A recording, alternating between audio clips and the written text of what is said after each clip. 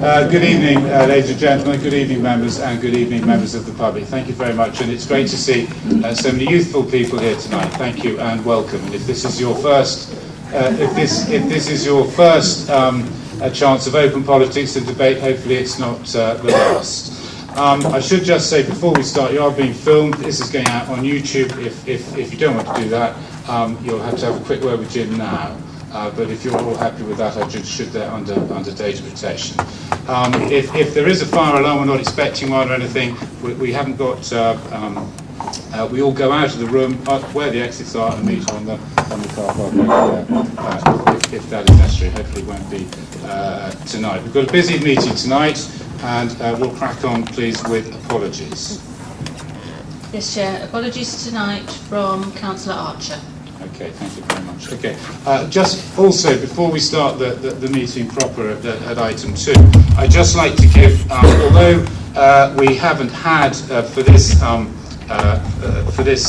4-year stint, we haven't had our formal training on effective meetings. I'd just like to point out a few points about the procedures, because for those of you who are new to this chamber, there are procedures that we have to undergo that we've all signed up for, and it's my job.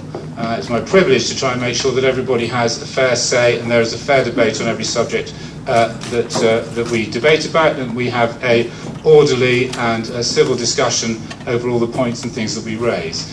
If you want, as a new member, I think you saw last week, if you want to catch my eye or Sandra's eye, and we'll put you on the list to then speak in the debate. That's the procedure, and you can ask questions on the reports as you come to speak. For a decision to be made on any particular motion, we need a mover and a seconder. We then debate the proposition, and you can only speak once on that particular matter, on that particular item. I like to be as open, I like to let members speak for as long as they like, but there is really a limit of 5 minutes, and if you stray off track or not, I will try and bring you back onto track. I don't like to cut people off, I don't think that's particularly fair, but I'm just trying to set the rules that are fair for fair debate. Especially if we have a long agenda, we really do have to limit the minutes per member per speech. And when everybody has their say, we'll have a vote, and I'll ask for a show of hands as before, so for, against, or if you wish, you can abstain.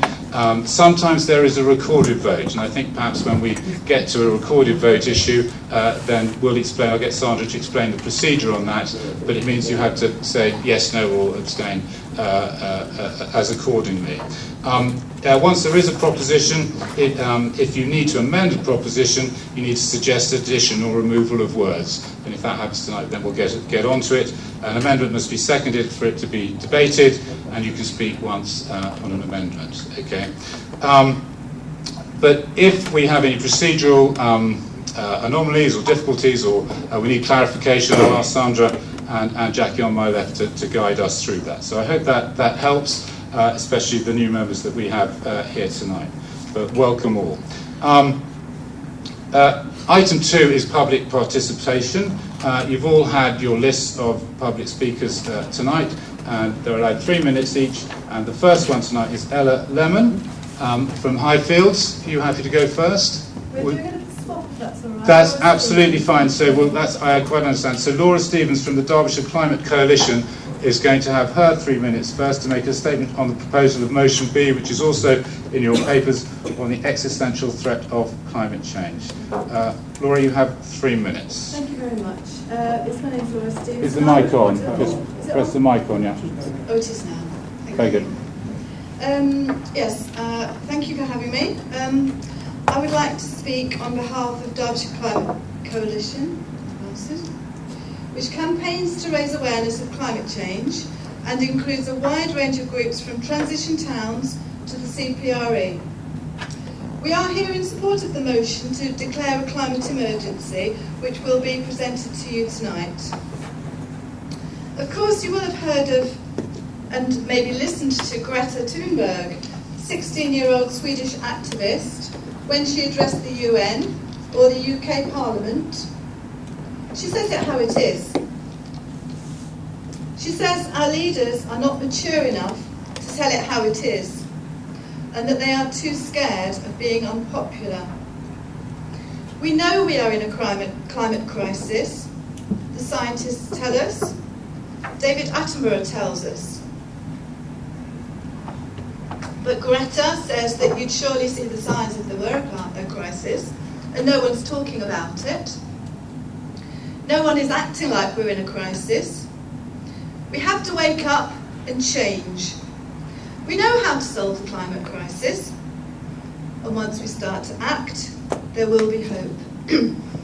But we need all our leaders to act, and you all here tonight have the power, as leaders, to make important decisions. So when your grandchildren ask you in the future what you did to combat climate change, what will you say? Close to 90 councils across the country of every political persuasion have declared a climate emergency, from Oxford to Manchester to Scarborough.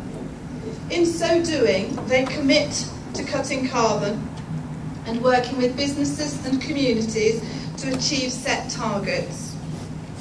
Councils have a key role in tackling climate change, from engaging the public to integrating climate change into town planning.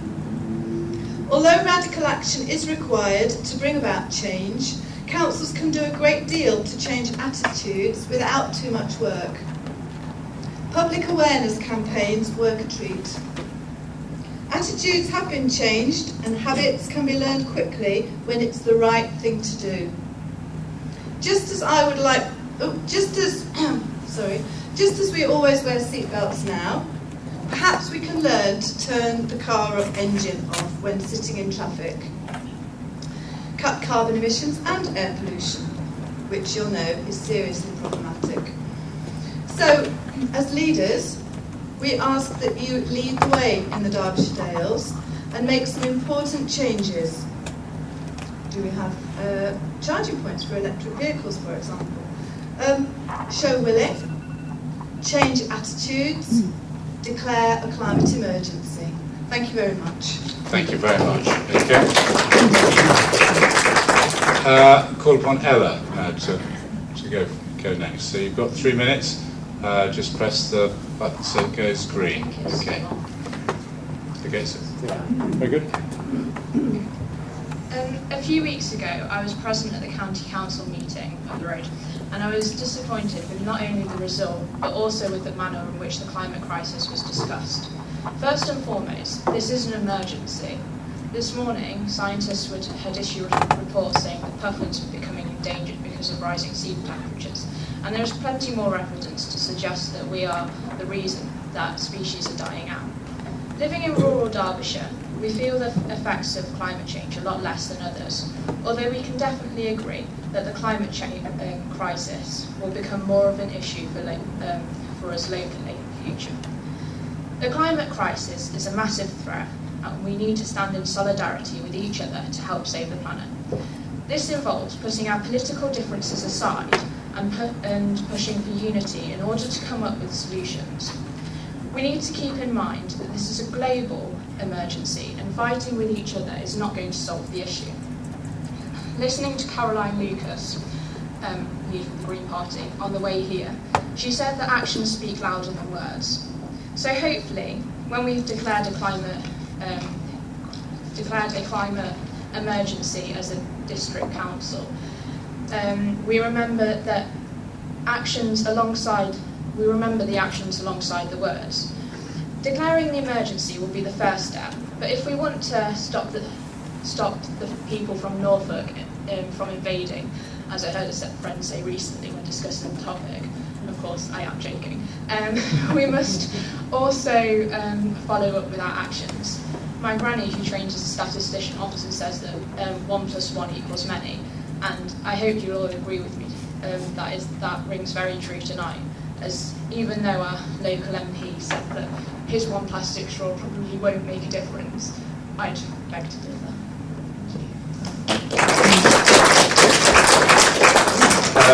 Thank you very much. And lastly, George Davidson has 3 minutes, again from our Highfield student on the same motion.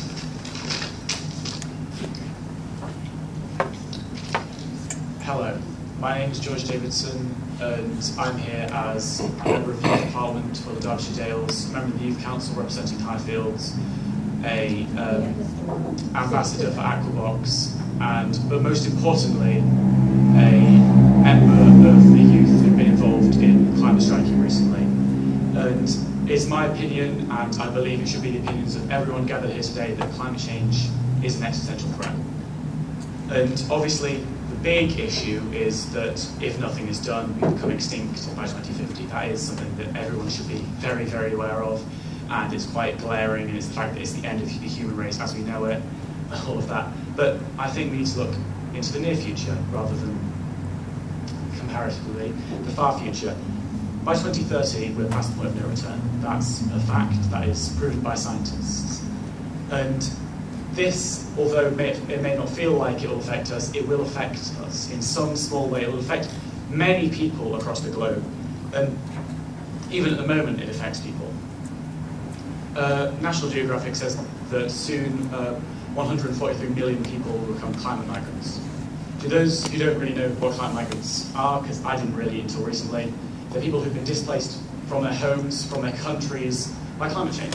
For instance, rising sea levels mean that your house, which you lived in for, say, 930 years, no longer exists. You have to move. You can't live where you lived in the past. And currently, from the way our country is, we have issues with migrants at the moment because of the way that that's governed. And regardless of your opinion on that, you can agree that the conditions that they have been forced suspended around Calais, when trying to get into different countries, is atrocious. And this is an effect on their existence. As a result, this is climate change, I would definitely argue, not just in the far future, but in the near future, its effect on people's existence. And whether or not it affects us directly here in Derbyshire, it affects people all around the world. And I think it's quite self-centered of us to decide that it is not an existential threat purely because it won't affect us directly within the next 11 years. It will affect so many people around the globe. And I believe as a first world country, we should be setting a clear precedent that this will not slide, that by declaring this is a threat, that we are showing that we will take action on it and that we will do something about it. Because 97% of scientists agree, I feel like this has been quoted quite a lot, that this is our fault and we have to do something about it to solve it. And I'm going to just leave you with the fact that no crisis, no significant event in British or even world history has been solved by sitting idly by and just pretending it won't happen, just letting it pass you by and ignoring it. We've got to do something, and the start of that movement of doing something is declaring this as a problem, by declaring that climate change is an existential threat and that we should be doing something about it. Thank you. Thank you very much. Thank you very much, and my commendations from all of us for braving it here with us tonight. I hope you have many more further political and climate change interactions. Thank you. I was very remiss of me. I should introduce Lee Gardner, who's joined the Council as Head of Legal Services. Lee, just want to introduce yourself to everyone. Thank you, through you, Chair. Chair has asked me just to give you a quick précis of myself. As I say, I'm Lee Gardner. I've been in local government now for 17 years and now just been appointed as the new Legal Services Manager. I trained in local government in Manchester. I've been at a number of authorities, Stockport, West Lancashire and recently Milton Keynes. I've now moved up here to take on this role, which I'm really excited to do, and I look forward to getting to know all of you. I am new to the area, so please give me a time to get to remember all your names and what wards you are and where everything is. But please, if you need any advice, especially on declarations of interest or anything, please call myself and my team so that we can advise. And if you need any further information, just give me a call. Thank you. Thank you very much. Item 3, approval of the minutes of the previous meetings. That was last week's 27th. I so move. Second, Chair. Seconded by Councillor Atkin. All those in favour, please show. Thank you very much. Interest. Is anybody interest tonight? Nothing has been tabled. Thank you very much. And we move on to 5, which we're putting into 3 sections. And the first is 5A, which will be the leaders' announcements. Councillor Burley. Thank you, Chairman. Well, I thought it would be useful for the Council to know what I've been doing since I became leader. I've held a number of meetings with my Deputy Councillor Sue Hobson, together with Paul Wilson and Sandra Lamb, in order to get up to speed with issues that face this authority.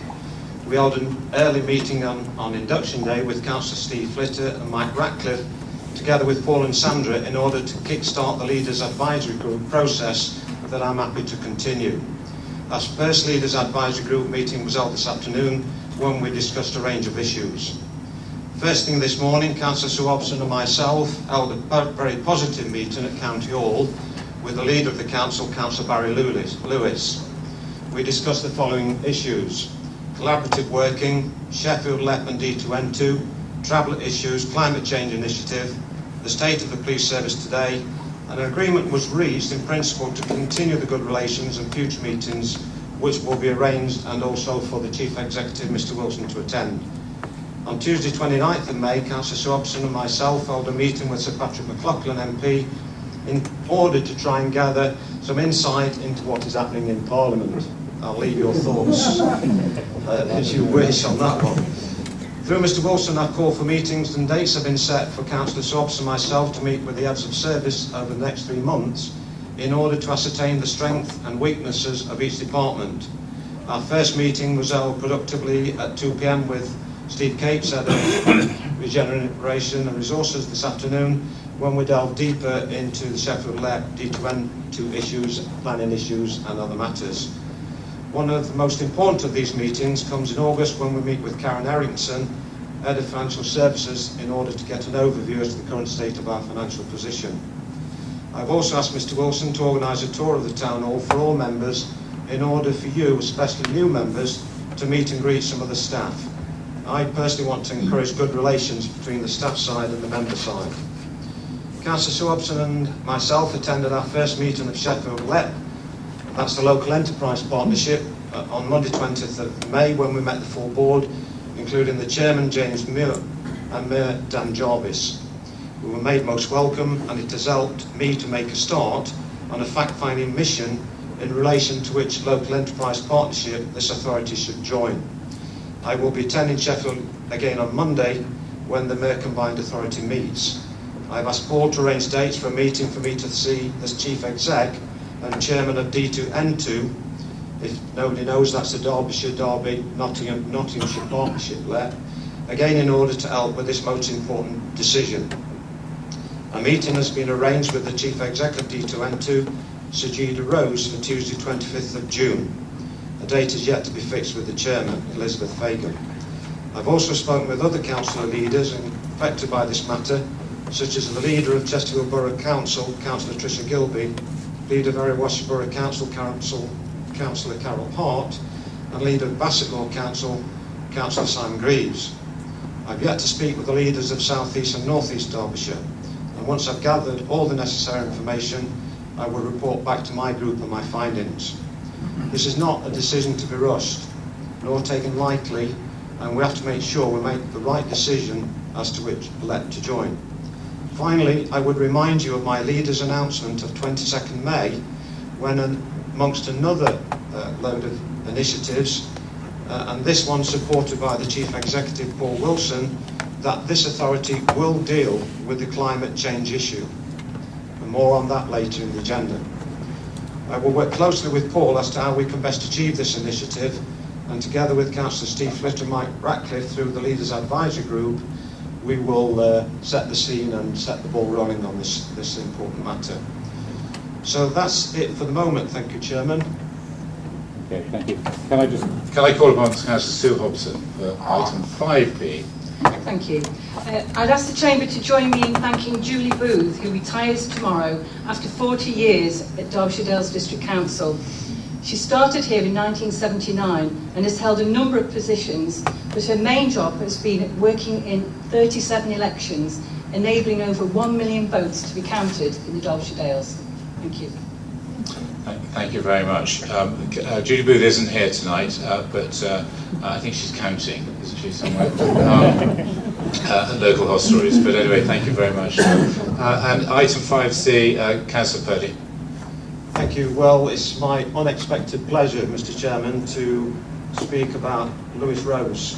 One could say, Lewis Rose, this is your life. Lewis was first elected as a councillor on the Ashbourne Rural District Council. After local government reorganisation, He then served on West Derbyshire District Council from its formation in 1974. In 1998, he proposed that the council was renamed Derbyshire Dales District Council, and this was adopted. Lewis has been leader of the Conservative group from 1974 until May 2019, except for the 4 years 1995 to 99 when the council was under no overall control, but he still remained the Conservative group leader and was also deputy leader to George Ward.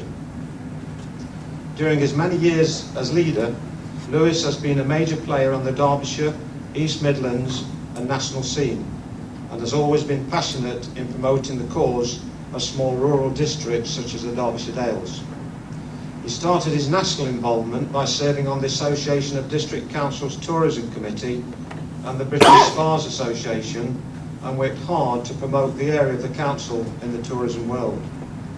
Latterly, the extensive list of organisations he has served on behalf of Derbyshire Dales District Council includes the LGA General Assembly, the District Councils Network, East Midlands Councils, Derbyshire Economic Partnership, Derby and Derbyshire Strategic Leadership Forum, the District Partnership, and a board member of the Sheffield City Region. Lewis has never been afraid to speak up for the Derbyshire Dales on the many different forums he has served on, and he has been keen to take his own party to task if their actions had an adverse effect on the Derbyshire Dales.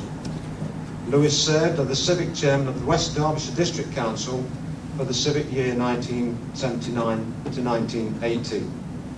He was awarded the OBE in the New Year's Honours List in January 1995 in recognition of his political and public service. I think you'll agree with me, ladies and gentlemen, that's an extremely fantastic service and dedication to public and political life. Well done, Lewis.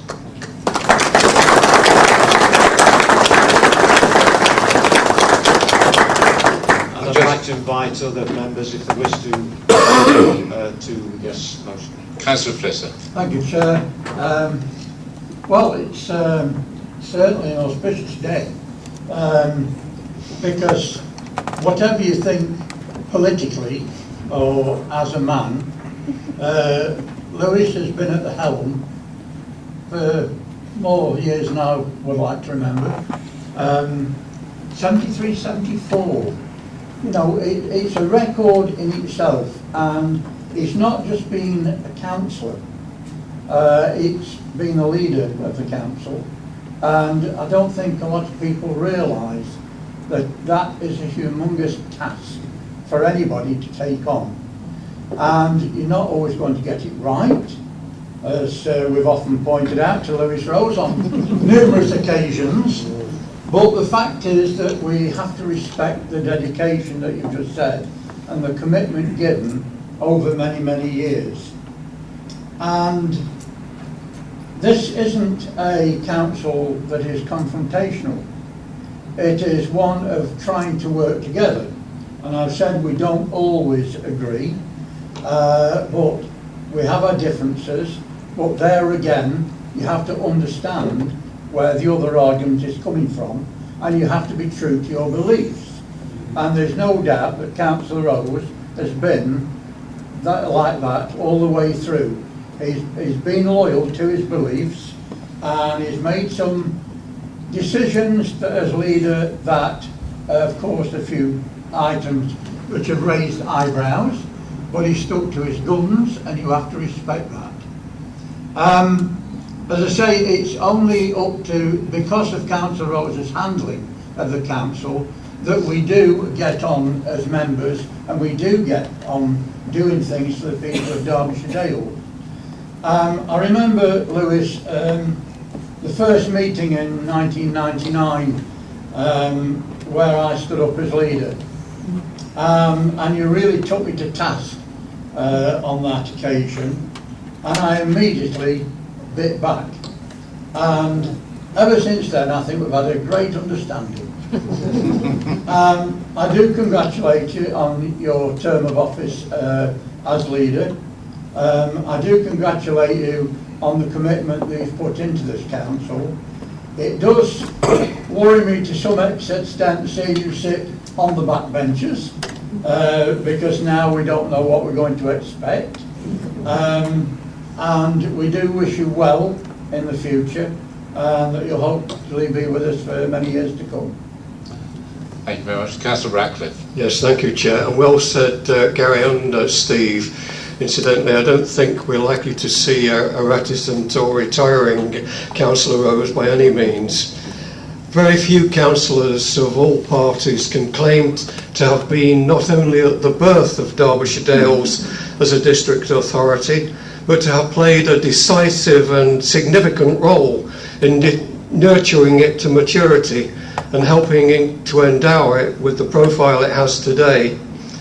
Councillor Lewis Rose is a shrewd and politically aware operator, and I notice I use that present tense because I'm pretty sure we've not heard the last of him.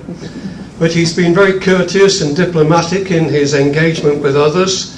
He's always sought his best for the residents of Derbyshire Dales. He enjoys debate, but he's never oppositional or dogmatically confrontational. He's brought his skills to the table of a large number of East Midland partnership organisations, and Derbyshire Dales has arisen in stature as a consequence. He has been unafraid of political reprimand when it comes to letting the government know of our dissatisfaction with local council funding reductions and the effect that this has on us as a rural authority. And for that I congratulate him on behalf of all our residents. I like to think we've had some cross-party rapport, aware, as we both are, of that what really matters is that our communities are thriving and active, and that support is available for those less well-off sectors where deprivation can be cloaked by the apparent affluence of countryside life. He and I have a different approach to the political management of Derbyshire Dales District Council, but we both seek the most beneficial outcomes for our residents. All of us owe him a debt of gratitude and the voice of our appreciation. I look back on some of the past councillors who have served Derbyshire Dales, and some of those names are on that board to my left. David Fern, David Burton, Jackie Bevan, Steve Clamp, and of course my own wife Irene Ratcliffe, mustn't forget her. But Councillor Lewis Rose certainly sits at my top table. Thank you very much. Councillor Elliott. Thank you, Chair. I'll be very brief. When I walked through that door 4 years ago as a new councillor, I didn't quite know what to expect. One of the first people I met was Councillor Lewis Rose. He put me at ease, welcomed me, we exchanged pleasantries, and I thought, he's obviously mistaken me for a Conservative councillor. Joking apart, it soon became obvious that this man was Derbyshire Dales District Council. And I'm sure if someone could check, it must be stamped through him like a stick of Blackpool rock. A hard act to follow, Gary. It sounds like you've made a good start, and all the very best. It's time to take things a bit easier, Lewis. Keep taking the tablets. Take some on with us. Remember, it's number 1 and 2. Look after number 1 and 2. Number 1, of course, being the wife. All the very best for the future, Lewis. Thank you, Chair. Thank you very much. Councillor Rose, did you want to respond? You're never reticent, really. I've lost the words, but can I say that I have enjoyed, and I'm using that word very advisedly, my long term in office, and in a sense it's a relief to be able to pass that mantle on to others, because things do have to move on. But I do agree with both Councillor Flitter and Councillor Mike Ratcliffe about the political rapport that we've had. We've had our differences, but the main emphasis has always been to doing what we can do best for the whole of Derbyshire Dales, or whoever they are, and whichever part they represent. And that has led, and they recognise that I have made my protests somewhat fruitlessly to Her Majesty's government from time to time, and it applied to when another party was in power as well, because they were pretty good at cutting budgets. As all governments seem to be, I always seem to think that, those in government, and we won't talk too much about them, sort of tend to forget about us poor devils at local level. We're closer to the people, we understand their needs and desires far better than I think than our parliamentarians do in their lofty heights, and we've only got to look at recent situations to see how obvious that is. But I do hope that Derbyshire Dales continues to look after Derbyshire Dales and continues to be well recognised within the region, and that we can all work together despite our differences to achieve that objective. I can only say to all and everyone, both here and before, a big thank you for putting their trust in me, and I'm very grateful for the way you've expressed that. That is tremendous, and it's a nice way to retire. But as Mike has observed, I shall intervene from time to time. Might even incur the wrath of the new leader, who can say? We'll have to wait and see. But thank you all very, very much. And I'd just like to say to the young people who spoke earlier, it is really encouraging, because I first stood for election when I was 21, so I was that daft. I didn't win, but I got in a year later. And it's worth doing, and I think it's getting tougher for people to do. It really is. So good on you for being politically active and being interested in a really vital subject. That's really fantastic, and I think you should be congratulated for having the courage, and I think it takes some courage to come to a meeting like this to talk to all us serious-looking characters. So well done. That really gladdens my heart that the youngsters are coming out. Hooray! Councillor Rose, thank you very much.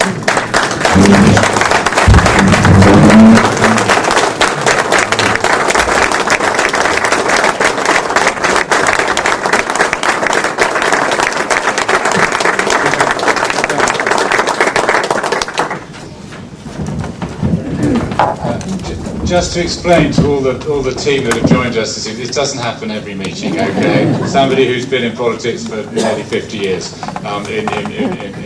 one place. It doesn't happen terribly often. We now move on to item 6, Chairman's announcements. Councillor Morley. Thank you, Chair. Yes, I'm pleased to report that Derbyshire Dales was represented at the installation of the Right Reverend Libby Lane, Bishop Libby, at the Derby Cathedral on Saturday. And then I saw Libby again today at the extremely well organised and well attended Tissington Well Dressings. Recommend that as a day out for anybody. On until Wednesday the 5th. Thank you very much. Item 7, committees, to receive the non-exempt minutes. Can I have a proposer, please? Councillor Atkin, seconded. Councillor Shirley. All those in favour, please show. Thank you very much. Questions? We have none. So moving on to item 9, the proposal of a motion. Rule of Procedure 16, motion A. We now have Councillor Gamble. Would you like to propose your motion A? Thank you. Can you hear me? Yeah, move it slightly towards you, yeah. Is that better? Lovely. Alright, okay. Right, if I can do as well as the other people did. Right, I'm presenting this motion tonight to ask you to commit to taking another look at the decision to close the toilets at Monsell Head, and to consider a report to look at reopening them until we find a long-term solution. Otherwise, I'm open to amendment to commit to a report on looking into provision of toileting facilities on site that could include portaloos or another solution. This motion started out in a very positive way as a piece of cross-party cooperation that affected 2 wards. In fact, I believe the toilets actually fall in the Bakewell ward and that the authority correctly assigned to Lynn and Longston. And I thank Mark in particular for the genuine and committed way he engaged in the issue with me. I don't think the site was properly debated at the first report because there was a buyer in the pipeline. But as this has now fallen through, if we do not commit to looking at this again, I think we will be taking a profoundly undemocratic course of action. We will be effectively deciding that Monsell Head does not need toilets, having never debated the issue. We will be letting down residents in the Lytton and Longston and the Bakewell wards who have complained about the problems at this site. This is our last chance. If we do nothing and the site is sold, the default position, the opportunity is gone forever. However, the authority will still be responsible for clearing up problems on the site, as they are on the car park and picnic area. To expect the hotel and cafe to cope with the toileting needs of 111,000 people, the estimated annual usage, is unreasonable. They don't have large toilets and you have to walk right through past paying customers. Also, they're not always open. As is why people are using the car park as a toilet, as depicted in photos, which I probably can't show, but I've been given by a resident in a Bakewell ward, which I think could create an environmental hazard. What a welcome to the Peak District. And how much is the authority spending cleaning this up? The hotel and cafe in the vicinity are not going to be happy about being used as a free public toilet, and certainly not one that serves 111,000 people. So the cost of going to the toilet at Monsell Head is many times that of elsewhere, and doesn't that conflict with attempts to engage and encourage a wider demographic into the countryside, often associated with access to funding for rural investment? The estimated usage figure at Monsell Head is around the same as Baslow, which was subsidised as 20p on the car park charge. A good proportion of the people who park there walk straight into Chatsworth, and their volley of loos. In fact, Baslow and Monsell Head had by far the highest estimated usage of all the rural toilets. At 111,000, Monsell Head has the second highest use of all rural toilets run by the Derby Dales. Now, I don't know if you know the area very well, and I can understand why some people might drive past that, look at it, an unimpressive little toilet block near a cafe and a hotel, and think, you don't need this. If you don't see the traffic the area gets, particularly at weekends and in the tourist season, you won't understand just how popular this beauty spot is. The view of Monsell Dale Viaduct from Monsell Head is an iconic vista in the White Peak. People come from far afield to walk and cycle, but just as importantly, families come to enjoy the scenery, sit by the water in Monsell Dale, have a picnic, and for summer evening, come watch the sun go down. The site's near an ever-expanding Chatsworth holiday complex, near the bridge that featured in the Paul Whitehouse and Bob Mortimer fishing programme. And to me, the site seems right for monetising and could easily support a small outlet aimed at families, or could be used by the Peak Park as a base for ranger events showing off the site's wildlife credentials. I would happily commit time and effort to investigating how the authority could find funding streams at the site. In fact, this site, though, already generates $2,800 a year leasing part of its car park. The authority also receives money from the car park at the front that it rents from the Little Longston Parish meeting, in addition to the charges at the main car park. Surely some of this money could be reinvested in toilet provision. In fact, I calculate a 20p charge on the car park could yield around £7,000. We can't afford in the White Peak for people to stop living in Monsell Head because of lack of amenities. A bad experience puts people off revisiting a tourist site. And what's worse than being made to feel so unwelcome you're not even allowed to use the loo? Because while there might be manufacturing elsewhere in the Dales, in the White Peak we are heavily reliant on tourism. Does that find a seconder? Councillor Martin Burford. Yes, thank you, Chair. Yes, in seconding this excellent motion from my new colleague, Councillor Claire Gamble, and I think it's significant the extent to which... Can you put the mic get closer to you, please? ...detail in the research that she's carried out in presenting this motion. But it's significant that I was the only councillor, I believe, who raised objections to the proposed closure of these absolutely vital public toilets in our debate last year, when we were informed about the council's rather dubious plans to close, prematurely in my view, so many of these facilities with little or no consideration of the context in which they were located or used. These particular toilets are in a remote but prominent position on a main connecting road at one of the most iconic viewpoints in the Peak District National Park, and adjoining both a hotel and two public car parks. They therefore serve both visitors to the area as well as passers-by, caught short on a long journey. It is now the height of the tourist season, and Monsell Dale is one of the top honeypot attractions in the National Park. Wonder how many complaints the council as well as the National Park Authority as key stakeholders, received from both nearby B&B proprietors and residents about this closed and progressively derelict-looking building. Visitors to the area walk and picnic alongside the River Wye in the valley below, or walk and cycle on the popular Pedal Peak District Morsel Trail, which I know so well from my past professional life. Given the visitor numbers and use of these facilities, I've always considered the decision to close them was misguided. And I'm not surprised either to learn of the abuse of the car park surrounds by some of those caught short, as well as the refusal of the hotel proprietors to refuse entry to their toilet facilities alone. One significant fact is the obvious comparison between this site and Baslow car park and toilets, as Councillor Gamble has raised, where I suspect member lobbying was the key to the decision there to add a surcharge to the parking fee in order to keep those toilets both open and free to use. Therefore, I hope members will support this motion and consider reopening these vital facilities pending a longer-term solution regarding their future. Thank you very much. Sandra, I would just like to have a point of information. Yeah, just to clarify a comment that Councillor Gamble made, negotiations are still ongoing with the hotel company to take over the particular toilets. They haven't fallen through as yet, although the prospects appear slimmer. I thought that was fairly, that they were, I was given the impression of what goals were, they pretty much had. Not yet, sorry. Councillor Purdy. Thank you, Chair. Well, first of all, I'd like to commend Councillor Gamble on, you're new to council, and it's very commendable what you've come up with as far as trying to protect your ward, and one appreciates that. But I'm afraid we just can't support this motion, and obviously I need to give you the reasons why. The fact is that there's no organisation or authority in the land is required by law to provide public conveniences.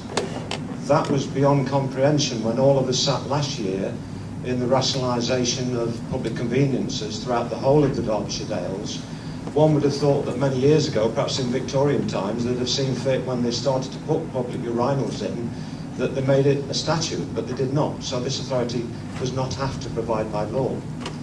The second fact is that because we've suffered cuts from government since 2010, we had to go through that rationalisation programme of closing toilets, making some pay on entry, trying to achieve parish councils to take on board.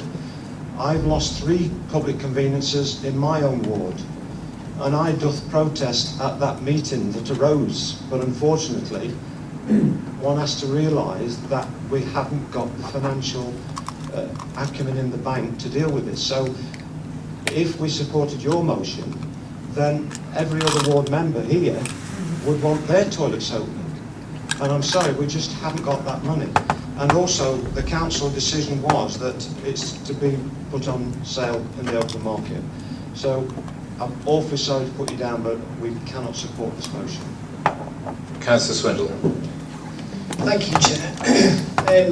Already this council's got a feeling about it, which I much prefer to the last one. Obviously, there's a smaller controlling group majority, so motions like this are far more interesting, where the vote could be a lot closer and an individual's vote could make a lot of difference. So I'm enjoying listening to debate a lot more because it's helping me to make my mind up on which side to support. But on this issue, I completely understand where Councillor Purdy is coming from, but I'm going to support the motion. And I will support the motion purely because I think the request in the motion that Councillor Gamble's put forward is that we just look at it again. She hasn't put a motion forward saying, let's reopen the toilets. That's my understanding. She wants a report to come back to this council. And already we've got a little bit of confusion as to where we are with negotiations on the purchase of the toilets and so on. So let's have a report that comes to this council with the full facts, the full costings and potential solutions or pitfalls to it. And I think that's all that Councillor Gamble's asking for. So I'm happy to take a detailed look at it. So for those reasons, Chair, I'll be supporting it. But just to say to Councillor Gamble, congratulations on bringing this to the table. I think the residents of Lytton and Longston haven't had a local strong voice representing them for quite some time. And knowing people in Lytton and Longston, I think we're quite pleased to have one. Thank you. Thank you. We've got a lot of speakers on this, please. So it'd be grateful if you could be pertinent with your comments, because we've got a lot of other debates to do. Councillor O'Brien, please. Thank you, Chair. I want to speak in support of the motion too. Councillor Gamble and I are both new members of this authority, and we won on May the 2nd, not just because of Theresa May, but because I suggest people preferred what we were offering to the alternatives. Therefore, I say that because I think it's quite legitimate, therefore, for the discussion to be reopened. I can understand the frustration that has been discussed before, but given the context of the new membership of the authority, I think that's quite legitimate, and I ask all members to respect this. Turning to the substance of the motion, as we've heard, Mansfield Head is a very popular but also very isolated location. Most of the visitors will have travelled some distance, and when they arrive, the call of nature is often strong. And I do think we should bear in mind that a high proportion of these visitors will be elderly and will be women, two groups of people for whom toilet facilities are much more important than for what we might say are young men. Before the toilets were closed, I would have expected the council to ensure that adequate alternative facilities were available to the public, either at the hotel, the bar or the cafe. This, as far as I'm aware, did not happen, which is why I support the reopening of the issue. Of course, I'm aware of the financial situation facing the council, but as you've heard, at Baslow, an alternative solution was found to closing the toilets. Baslow is also next to a hotel and a cafe, and there the surcharge on the car parking fee has been welcomed by members of the public, because they can see what the additional 20p is being used for. And I suggest that if a similar policy were adopted at Mansfield Head, that would stand the council in good stead. Councillor Sue Burford. Thank you, Chair. Can I just say that I too am very impressed with my colleague, the new councillor for Lytton and Longston, that she brought this motion to the council at the first opportunity. I do hope that those of us who have been on the council for some time, I hope that all of us now realise that there was a huge mistake made in closing these particular toilets. They are unique, as other members have said. They're in a very isolated area, apart from the hotel and the cafe and the B&B. But it's a long, long walk to the nearest toilets, and I know there's a sign to say where they are, but that's not a lot of help if your children are taken short.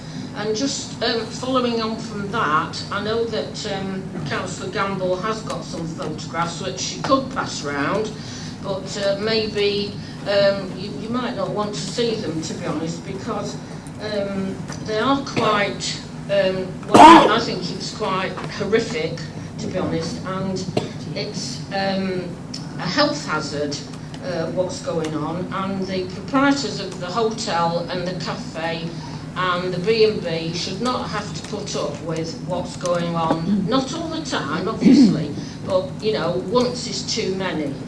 As I say, I don't know whether, you know, you will be privy to these photographs, but certainly hope that Mr. Braun will be showing them, so that as our environmental health expert, he can see what's going on. I think on the photographs we'll stick to the debate, and they can be given to Tim later. Look, as I say, this is a unique site. I think we all know, Councillor Purdy, that it isn't a statutory duty, but it is a unique situation, and as other members have said, we've managed to solve the problem at Baslow, so why not here? And all Councillor Gamble is asking for is that it's looked at again, and I think it would be very remiss of the councillors not to at least agree to that. So I will be supporting the motion. Councillor McDonough, so I beg your pardon. Sorry, welcome. Thanks, Chair. I'm speaking in favour of this motion. I was absolutely appalled when I learnt of the public toilet closures last year. Public toilet provision may not be a statutory duty, but they're hardly nice to have little luxuries. I first became passionate about public toilet provision during my pregnancy. In the early days, all I seemed to do was wee. Toward the end, if my son wasn't laying on my bladder, he was kicking it.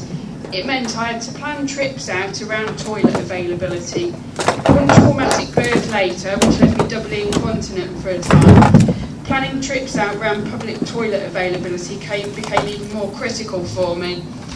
It wasn't just for my own benefit, but I had a baby in tow as well.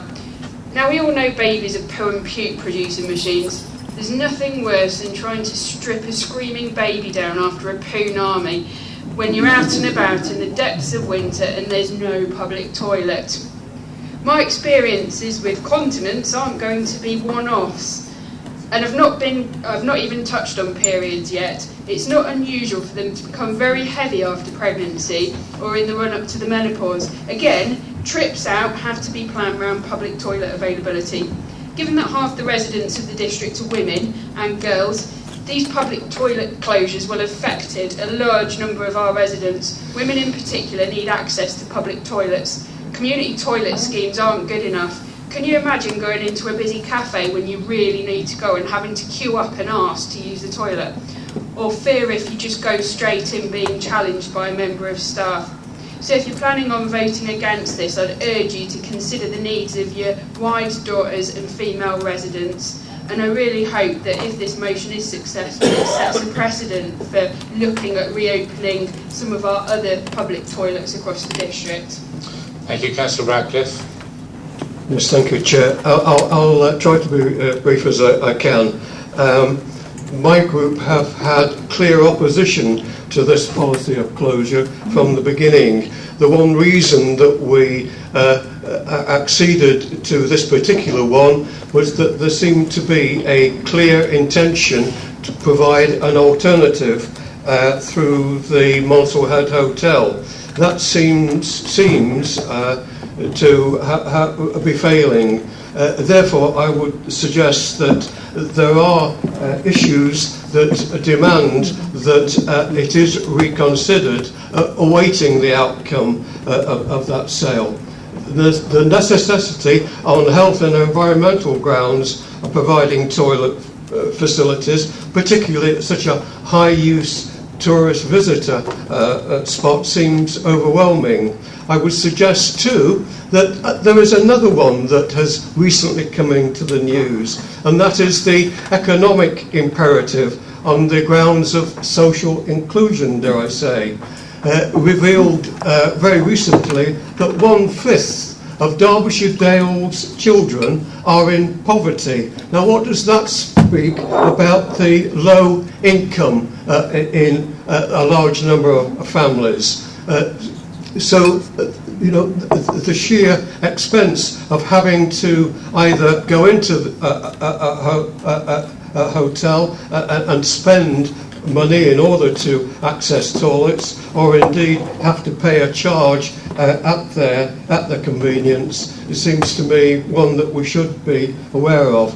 And then, of course, as I mentioned before, that pledge to provide alternative toilet facilities, I thought was one that we accepted at the time, and now seems to be somewhat suspect. Councillor Wayne. Thank you, Chair.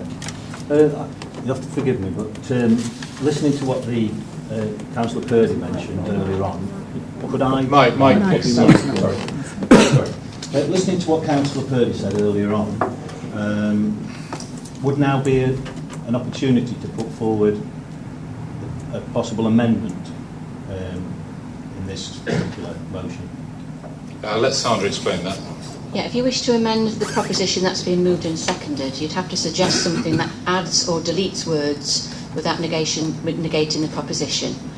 If you'd like to have a go, I'll see if you're okay. Thank you very much. Basically, I'm in support of the motion put forward by Councillor Gamble, and I appreciate the initial support from Councillor Wakeman. However, having heard the additional comments, I feel that we need to take a positive and sensible stance on this issue. We should all feel privileged to live in the Derbyshire Dales, and as councillors, we should feel honoured to represent and respect our respective communities. We're extremely fortunate to live in an area which attracts so many visitors. But with this, I believe, comes maybe not necessarily a duty, but some form of obligation to provide adequate toilet provision, particularly in such a high-profile but isolated visitor location. It's my understanding that due to consideration and consultation may not have been given to the viability of this amenity, and the likelihood was that it was to be sold. This has not been the case, and I urge members to support the reassessment of the viability of these valued conveniences. These toilets do have substantial footfall, as has already been mentioned. Also, as many as the toilets in Baslow, which will remain open, I understand, surprisingly, for a levy on the car park. In the meantime, I suggest that we approve a motion, but with an amendment to change the wording from the council considers at the next appropriate meeting reopening the toilets at Monsell Head while a long-term suitable alternative is being investigated, to the council considers at the next appropriate meeting providing adequate temporary toilet facilities at Monsell Head while the long-term alternative is being reconsidered. By agreeing to this motion and amendment, we are minimising the risk and the negative impact of human waste from enhancing the visitor experience over the busy summer months in one of the most iconic Peak District and Derbyshire Dales District locations.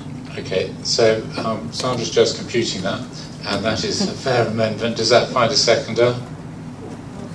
Councillor Sue Burford. Right, we now move to debating the amendment. For clarification, I'll ask Sandra to read out the amendment.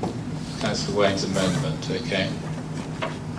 That the council considers at the next appropriate meeting providing adequate alternative facilities at Monsell Head while a long-term suitable alternative is being investigated. So we've deleted the words reopening the toilets and substitute it with providing adequate alternative facilities. It was temporary, but that's fine. Okay, thank you. Okay. I've got lots of speakers. Okay. Councillor Flitter. Well, thank you, Chair. I will be brief because I think a lot that I was going to bring up has been said. I just want to take you back to what Councillor Purdy says and the three reasons which, no surprise to us tonight, the motion, I doubt, will be supported. But I do take the stance, as Mike has done with the Labour group, the Liberal Democrat group have also been fully against any closure of public toilets, and that should be on record. What I do want to take Councillor Purdy to task is that, again, like other people have said, that this is not a statutory duty. That is not an excuse for not doing something. We are a tourist area. Our businesses in Derbyshire Dales rely on that tourist income. And what this will do, if we don't provide provision in places like Monsell Head, then it will drive the visitors to somewhere that they can. We've been through car parks and the high charges there. We've got toilets which are non-existent. What are our tourists going to do? Why are they coming to Derbyshire Dales? The effect on the tourism income and the effect on the environment is very, very serious indeed. And I just want to point out, when Councillor Gamble came to me and said that she wanted to put this forward, I said, not much chance, as long as you can make it unique from every other toilet in the Derbyshire Dales. That's what we have to argue against, and I think she's done that with expertise tonight. And I think there is a case to answer, and quite honestly, if you don't look at this, then people will start to evaluate the Derbyshire Dales as we do not want visitors. Councillor Hobson. Firstly, as the ward member for Baslow, I must refute the inference that ward member lobbying enabled the toilets of Baslow to remain open. A lot of hard work went into consultation process over toilet closures. It was a hard decision for us all to make. It isn't an ideal situation, but as Councillor Purdy said, there is no statutory responsibility. And I'm sorry, I cannot support the amendment. Councillor Hughes, on the amendment, remember. I would point out briefly that we're approaching the tourist season. There are going to be 6 or 7 weeks when there will be a lot of children coming to Derbyshire Dales, and therefore there is a requirement for toilet facilities immediately in the area for the summer season, irrespective of what happens in terms of longer-term provision. Otherwise, I would echo what Councillor Flitter said, and very many of the people on the Labour and the Liberal Democrat benches here who have already spoken. Councillor Pawley. Well, we went through hell last year going through this lot, and it was terribly difficult to justify one way or the other, I think, because we were in a very difficult financial situation. The only thing I would say is that I can't see this as being unique. If you look at the toilets at Artist's Corner in Matlock Bath, where we can get 20,000, 22,000 visitors in an afternoon, and they have been taken away ready for sale, we also put forward last year the idea that the Baslow system could be taken up there, and it was refused, and I never really quite understood why. So if we go along the route of looking at providing 20 pence on car parking to support Monsell Head, I certainly shall be coming back and saying, I'm sorry, but I think Artist's Corner could be treated in the same way, because I said it then. I can't change my mind on it. So it is a very, very difficult thing. I will support the amendment, because I didn't think in the first place that we should, as an area who has a very large tourist population coming and visitors coming to us, that we should be taking toilets away. At the time last year, I said the World Health Organization said that isolation in the elderly is absolutely enhanced by the fact that they don't know where they're going to be able to go to the loo. So it drives people to depression. And you may not think it, but it does. It's proven. So I will support it, but I can tell you if the 20p thing starts coming back again, I shall have something to say. Councillor Purdy. Thank you, Chair. Well, it's not an excuse, Councillor Fitter, it's a fact. And as you know, as Councillor Paul has just said, we went through hell with this debate last year. And we can all make a unique case. Every toilet facility in the Derbyshire Dales is a unique case because we're a tourist area. One single Portaloo would cost this authority £200 a week at least. So when you get to the financial training, and from Karen Erickson, you will see the state of the finances of this authority. None of us made those decisions lightly. We didn't want to close the toilets. We hated that decision. But we were stuck with the fact that the coffers are really empty. That's our problem. So as I said earlier, if we make one unique case, every other ward member could make their unique case. Winster, Baslow, Matlock Bath, Cromford, Bradwell, wherever. So that's the problem we face. Do we have to empty the coffers and put this authority in jeopardy because it has a statutory duty to balance the books? So what if we get a raft of unique requests from other ward members in the future? So I'm sorry, I might be seen to be being hard. I'm as sympathetic as I can be with that I would wish to see public conveniences as a statutory duty from government. That's what should be. Not for this authority alone to have to pick up that responsibility. So it's not an excuse, it's a fact.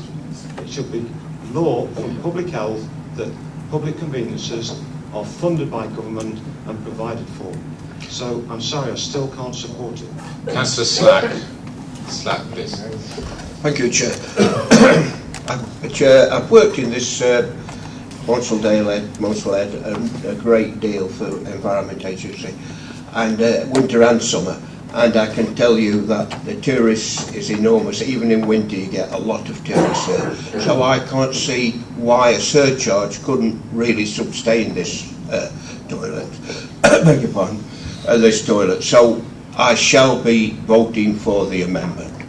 Thank you. Without a doubt about that. So I'll be brief, and I'll let someone else speak. I shall be voting for the amendment. Thank you. Councillor Froggatt. Thank you, Chair. I'd just like to point out that my ward in Carver has 3 iconic areas in it: Froggatt Edge, Kerber Edge and Kerber Gap. There is not a toilet, a hotel, a cafe to be seen in the whole of my ward along there. People manage, and that's busy with walkers, hikers, climbers all year round. In fact, Kerber Gap is impassable in the summer because of tourists. It's never been a problem. Thank you. Thank you. Councillor Finesse. Oh, thank you, Chair. Yeah, I mean, these public toilets are for visitors, basically. They're not for residents. I represent Bradwell here, Bradwell Ward, and it has very few visitors, you know, to be honest. It isn't promoted as a visitor centre, and yet the parish council there have taken over the toilets at great expense to themselves, but they just could not face having no toilet in the village for the few visitors that we do see. So a package was put to them, as it was put to all parish councils, I understand, and community groups, and they accepted that package, and they bit the bullet and taken it on, and they seem to be doing pretty well with it. It's a cost to the parish council, you know, but it takes the burden off the district council. I drive past Monsell Head every time I come here and when I go back, and it does sadden me to see those toilets closed, you know, and that facility not available. I don't know what the situation was with the parish councils. I mean, Councillor Gamble will know better, you know, whether they considered it and whether they turned it down. I don't know, but it does, to me, it doesn't seem to be that, you know, a community group does need to take these over. If the arrangements that are being made with the hotel at Monsell Head are doomed to failure, you know, that is another alternative. There is a package available to the parish council or to a community group to take them over and run them. Thank you, Chair. Thank you. I've got Councillor Raw. Can I just, for clarification, Councillor Raw was entered late at the debate having started, so it doesn't actually have a vote on this amendment or the motion. Okay. Thank you. I just wanted to point out a report that's come out this month. I wanted to point out a report that's come out this month from the Royal Society for Public Health, which underlines the importance of public toilets as a public health issue and the risks of people's well-being if they're unable to hydrate properly and, you know, not drink properly because they're worried about not being able to use a public toilet. It's quite a significant report, so I recommend you read it. It is saying that the government should, and this is a recognisable body, take responsibility for funding toilets, and I think we should set an example in Derbyshire and not look at this as an isolated issue. Look at the Derbyshire pound overall, because we've got a duty, I feel, as an organisation to protect the welfare of our residents, and that includes making sure that in places like Monsell, where older people can walk for short level places, gain access to green spaces, which improves mental health. I've used it with my mother. I've used the public toilets there with my mother, who walks with a walking stick. And I know if I took her there wasn't a public toilet, she wouldn't drink, she would be at risk of getting a UTI, and that would have a health impact and an expense in terms of antibiotics. We need to be discussing this matter wider than just one specific toilet with our public health colleagues in relation to the recent report that's come out from the Royal Society of Public Health. This is a really clear, important issue in terms of people's health and well-being across Derbyshire, and I do find it abhorrent that we have toilet closures. It's just, you know, I've heard people talking about tourists. These are toilets that people use on the way home from work, when they've got invisible disabilities. It's just, it's frightening really. We should be arguing about including changing spaces for disabled people, for people with learning disabilities to use these toilets, as opposed to shutting them down. So I do support the amendment, but only on the basis that facilities are also there for disabled users. Okay, I'm going to take Councillor Atkin as the last speaker on, and then we'll go to the vote on the amendment. Councillor Atkin. Thank you, Chair. Other members might be aware that Darley Dales toilets were sold recently. After lobbying the Town Council for such a long time, they didn't take it on board, but I understand the position of this authority where its finances are concerned, and I will not be supporting the amendment. Thank you, Chair. Right, for... Request a recorded vote, please. Does that find a seconder? Councillor Burford. So we're going to have a recorded vote. Okay, so first of all I'm going to ask Sandra to read out the amendment that you're going to be voting on, and then Sandra will outline the procedure. Sandra, please. Is it okay? The amendment, as I think it's been expressed, is that the Council considers at the next appropriate meeting providing temporary alternative facilities at Monsell Head, while a long-term suitable alternative is being investigated. The procedure for a recorded vote is my colleague Jackie will call out your name, and when she does, if you could express your vote by saying either for, against or abstain. Thank you. So Jackie's going to take this in alphabetical order. Okay. Can I also just say to all our visitors at the back here, we will get to your motion hopefully presently. I beg your pardon. I didn't know we'd be quite this long on this one. Okay, so we're going to go to the record. Thank you for your patience. If you want to go for a loo break now, that's very good. Sorry, excuse me. We're going to go to the recorded vote now, please. So we could have a bit of hush. Councillor Ellison. For. Councillor Atkin. Against. Councillor Bright. Against. Councillor Buckler. For. Councillor Bull. Against. Councillor Martin Burfoot. For. Sue Burfoot. For. Buttle. For. Chapman. Against. Cruz. For. Donnelly. Against. Elliott. Against. Fitzherbert. Against. Flitter. For. Froggatt. Against. Finesse. Against. Gamble. For. Hill. Against. Hobson. Against. Hughes. For. Lees. Against. McDonough. For. Tony Morley. Against. Michelle Morley. Against. O'Brien. For. Hawley. For. Purdy. Against. Ratcliffe. For. Rose. Against. Salt. Against. Shirley. Against. Slack. For. Sutton. Against. Swindle. For. Wayne. For. Wakeman. Against. And the numbers are Sandra. 16 votes in favour and 20 votes against. So the amendment is defeated. And so we go back to the original motion. Go back to the original motion. We go Chair. back to the original motion. Request a recorded vote again, please, Chair. Right, okay. Have I got any further speakers who didn't speak in the first bit? Oh, Councillor Salt. Thank you. Thank you, Chair. Through you, I was obviously part of the council that made the decision to close the toilets. And I'd like to echo what Councillor Purdy said, that it was a really difficult decision, and one of many difficult decisions that this council will probably have to take over the next 4 years. There were massive funding cuts from the government, and everybody knows that, and you can rage against it all you want, but you have to live with it.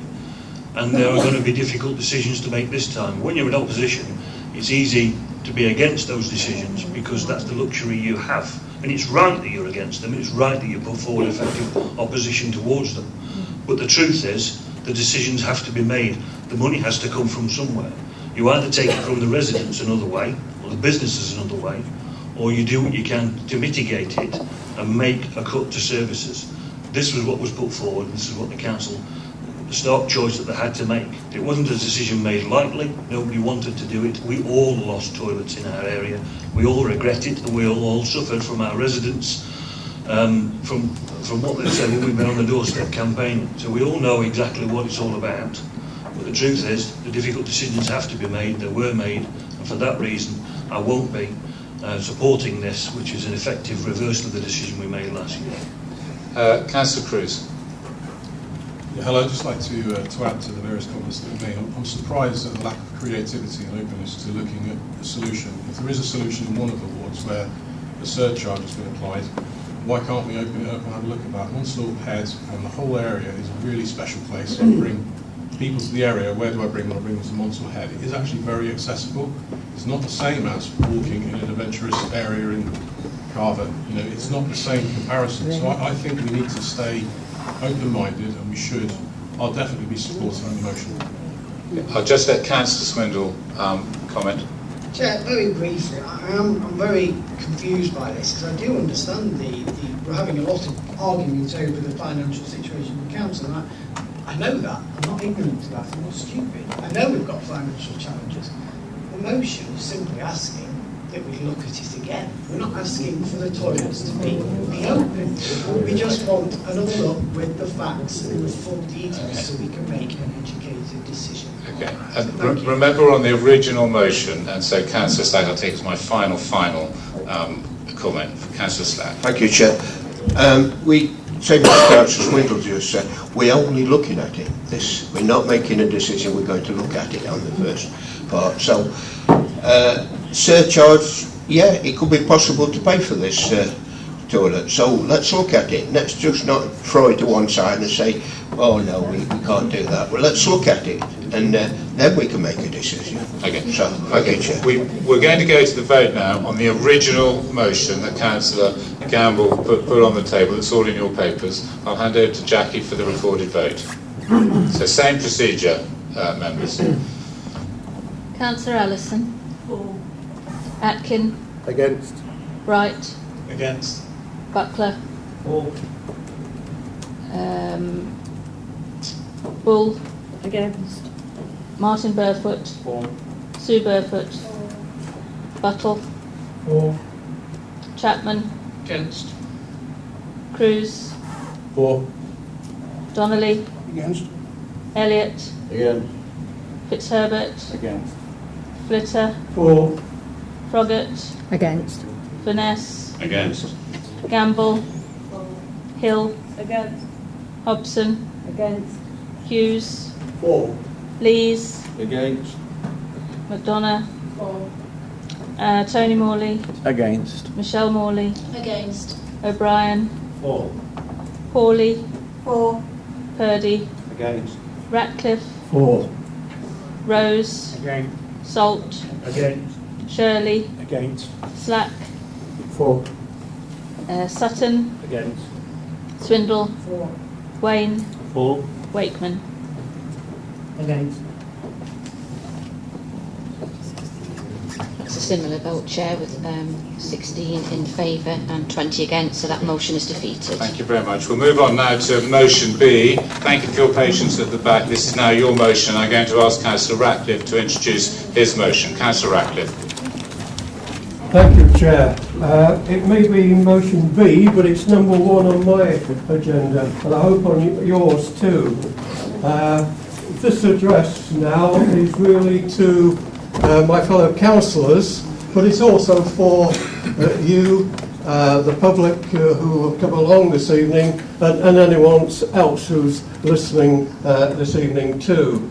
Can I ask, first of all, that you put aside, just for once in this chamber, your political allegiances and think of yourselves as a resident of Derbyshire Dales, perhaps as a parent or indeed as a grandparent, and think about the decision that you're now about to make, which may be, and I'm not being dramatic, it may be the most significant that you've ever undertaken in this council. When your house is on fire, you do everything you can to put out the fire. It's taken a 16-year-old Swedish girl to give us this simple but dramatic analogy and wake us up to the scientific fact that this planet is warming up at a dramatic rate. The Intergovernment Panel on Climate Change Special Report on Global Warming states that if we continue to produce greenhouse gas emissions at the current rate, we are highly likely to produce greenhouse gas emissions that will push us to an average global temperature 1.5 degrees Celsius above pre-industrial levels as early as the year 2030. This global temperature will mean our house is literally on fire. The effects of this will be catastrophic for millions. Global food shortages, rising sea levels, species extinction, and geopolitical breakdown. As councillors, we have not only to take leadership in local government matters, but also to be prepared to lobby our national representatives over issues that affect us globally and as a country. Nearly 400 years ago, one of this country's most famous poets wrote, "No man is an island, entire of itself. Every man is a piece of the continent, a part of the main. We all have a role to play, for good or ill, in the future of our species." More than 70 UK councils have already committed to making their councils net zero carbon and have begun to develop action plans to achieve that. Both Scarborough and Oxfordshire have agreed to be carbon neutral by 2030. Now, we all know that our district council is desperately resource poor. Austerity cuts have reduced the amounts of monies available for revenue spend, which is why the motion is calling on national government to provide the appropriate levels of support and funding.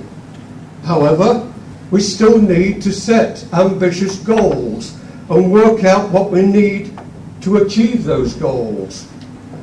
But the first thing we can do this evening is to agree this motion as a symbol of political commitment to do what is right and what is necessary. We need to be honest with our residents and general public, and no doubt some of them, like you, will be thinking, what can a small authority like Derbyshire Dales do that will make the slightest difference? Yet any analysis shows that the influence that local government has over sectors that affect climate change, which includes waste, energy, transport, housing, planning, the list is endless. There are practical actions that can be taken to reduce carbon emissions. Promotions on walking, cycling, the use of public transport, LED lighting, the use of higher energy efficiency technology, lowering the heat settings in offices and home, using peat-free compost, avoiding built-in obsolescence, using longer-lasting products, more recycling, checking pension funds and investment sources to promote low-carbon industries and clean energy production. And we don't have to do it alone. Other councils in Derbyshire either have or are preparing to join us. And there are numerous partnership organisations and free tools out there for us to use. Where there is the will, there invariably is a way to be found. And the benefits of investment outweigh any concerns. Think about cleaner air and water as spin-offs. Derbyshire Dales' backing of this motion will give impetus to Parliament and others to follow. Climate change is the major and pressing threats to peace, stability and security. It's a daunting foe, but it should ignite the best in us, uniting us as a human family in defence of our planet. Divisions should not be relevant. Cooperation and commitment is everything. Let's vote this evening and make Derbyshire Dales the leader, not the follower. Thank you very much, Councillor Radcliffe. Does that find a seconder? Councillor Pawley, thank you very much. Okay, moving into debate. Councillor Chapman. Thank you, Chair. I commend Councillor Ratcliffe for bringing this motion forward, and I support it with every fibre of my being. I would like, with your approval, Mike, to make a couple of amendments to your motion, and I think you'll find they are positive amendments. I think we need to be more robust. I think we need to be, at the moment, the approach to climate change is rearranging the deck chairs on the deck of the Titanic. And we need to make actions rather than words.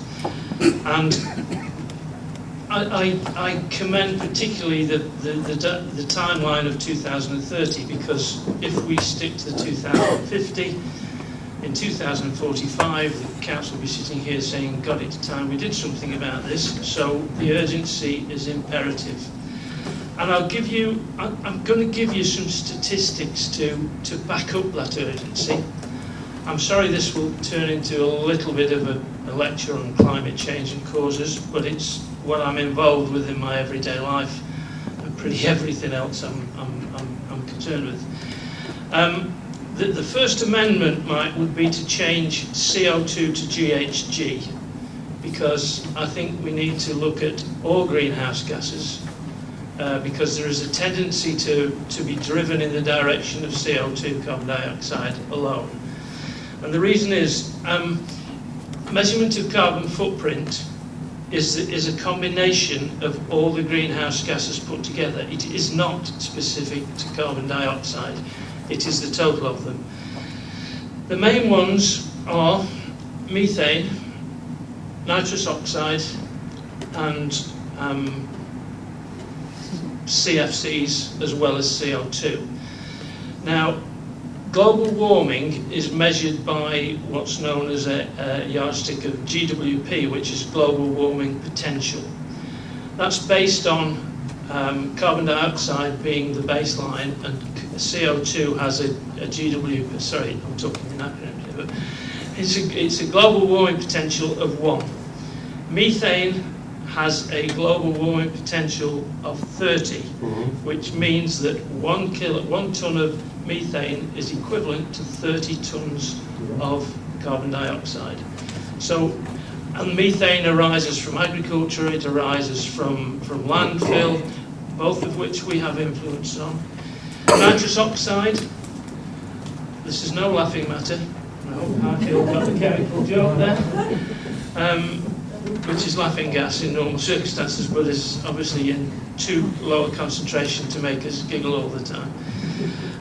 Nitrous oxide has a global warming potential of 300, so 1 tonne of nitrous oxide will give a global warming, will be equivalent to 300 tonnes of carbon dioxide.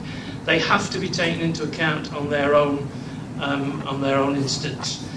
Chlorofluorocarbons, which are making a comeback, mainly thanks to the Chinese, have got probably a GWP in the tens of thousands. So we've got to be aware of those. We've got to bring that to the attention of the world, basically, starting with the Derbyshire Dales. These are statistics that are frightening. They're scary, and I make no apologies. And in fact, I hope they are scaring people to death, because in my experience, fear is a very good antidote for complacency. And that is the first point, Mike, with the GHG. Just one scary statistic on carbon dioxide alone, we are currently running of atmospheric levels of 405 parts per million, which is estimated to be the highest level for the last 5 million years, right? And the even scarier statistic is that 20% of that carbon dioxide increase has happened within the lifetime of this people in this council. Not you, Colin, because you're just a youngster. So, right. The good news part is that carbon dioxide emissions within the United Kingdom are actually static or dropping. And we have to make a distinction between carbon emissions and carbon dioxide concentration in the atmosphere. And the atmospheric levels, as I've just stated, are rising considerably. And however much you hypothesize this is where the biodiversity, where the biomass comes in, because the difference between emission and concentration is that part of those emissions are absorbed through photosynthesis, by plant life, by algae, by seawater, and the balance is what we arrive at. And it's obvious that the emissions are probably being more outstripped by the lack of biomass, which we are responsible for as human beings. And that's the second part that I'd like to amend in your motion, Mike, where it says natural habitats, wildlife and biodiversity are in peril, both from human intervention and climate change, because I think we need to make sure that people are aware that it's not a one-way street, it's not a one-way system.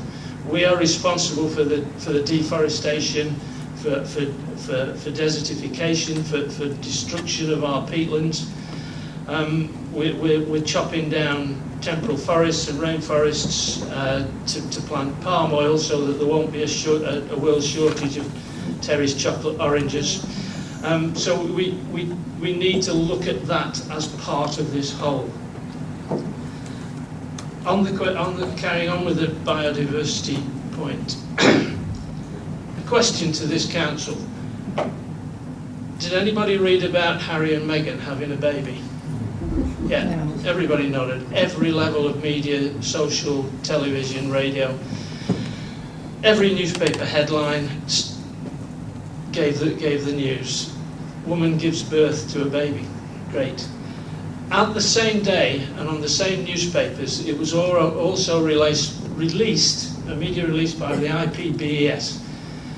The IPBES is the Intergovernmental Science Policy Platform for Biodiversity and Ecosystem Services, just to show you, and I know what I'm talking about.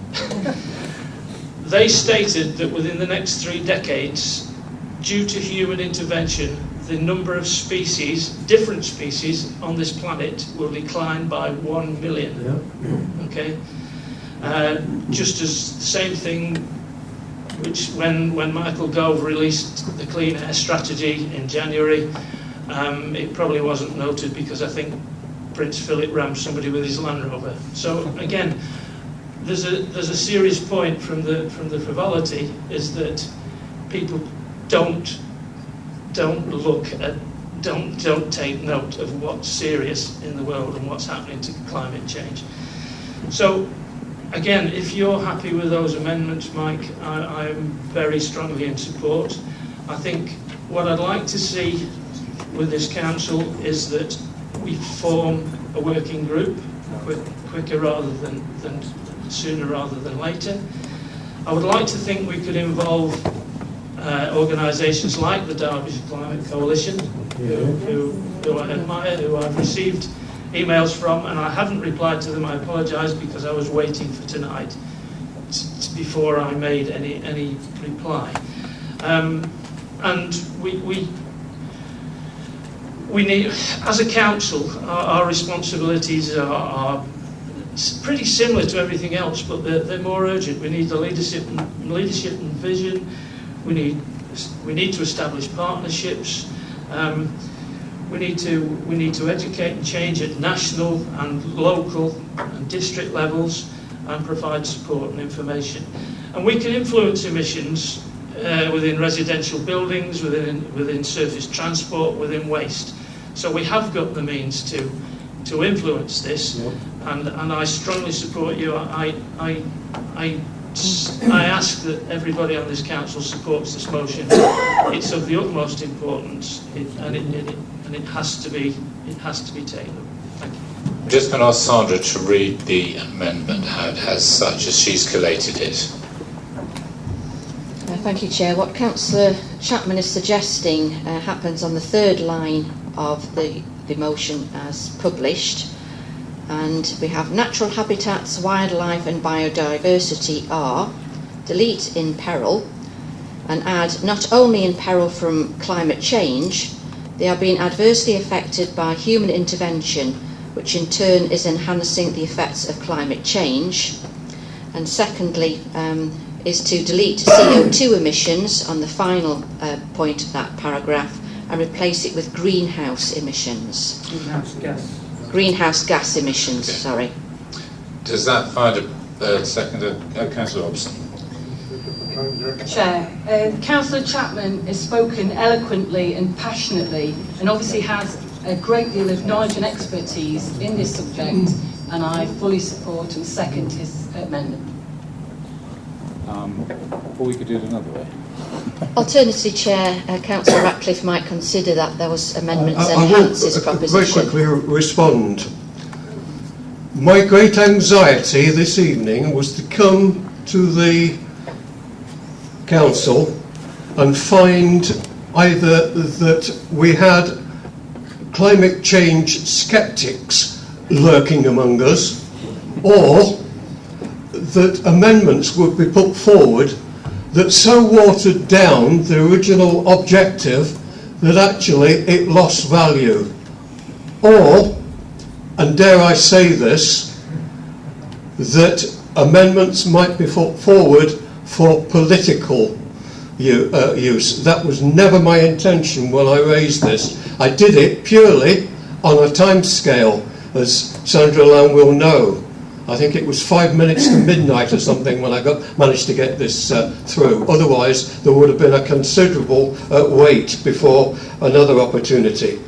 I accept what Councillor Chapman has said, and I thank him for his support. He might be interested to know, incidentally, and I'm sure he probably does know, that the National Park authorities themselves are looking at this and looking at ways that they can intervene and manage their own greenhouse gas emissions, and indeed implement measures that actually assist in reducing those levels. I'm on the steering group, Mike.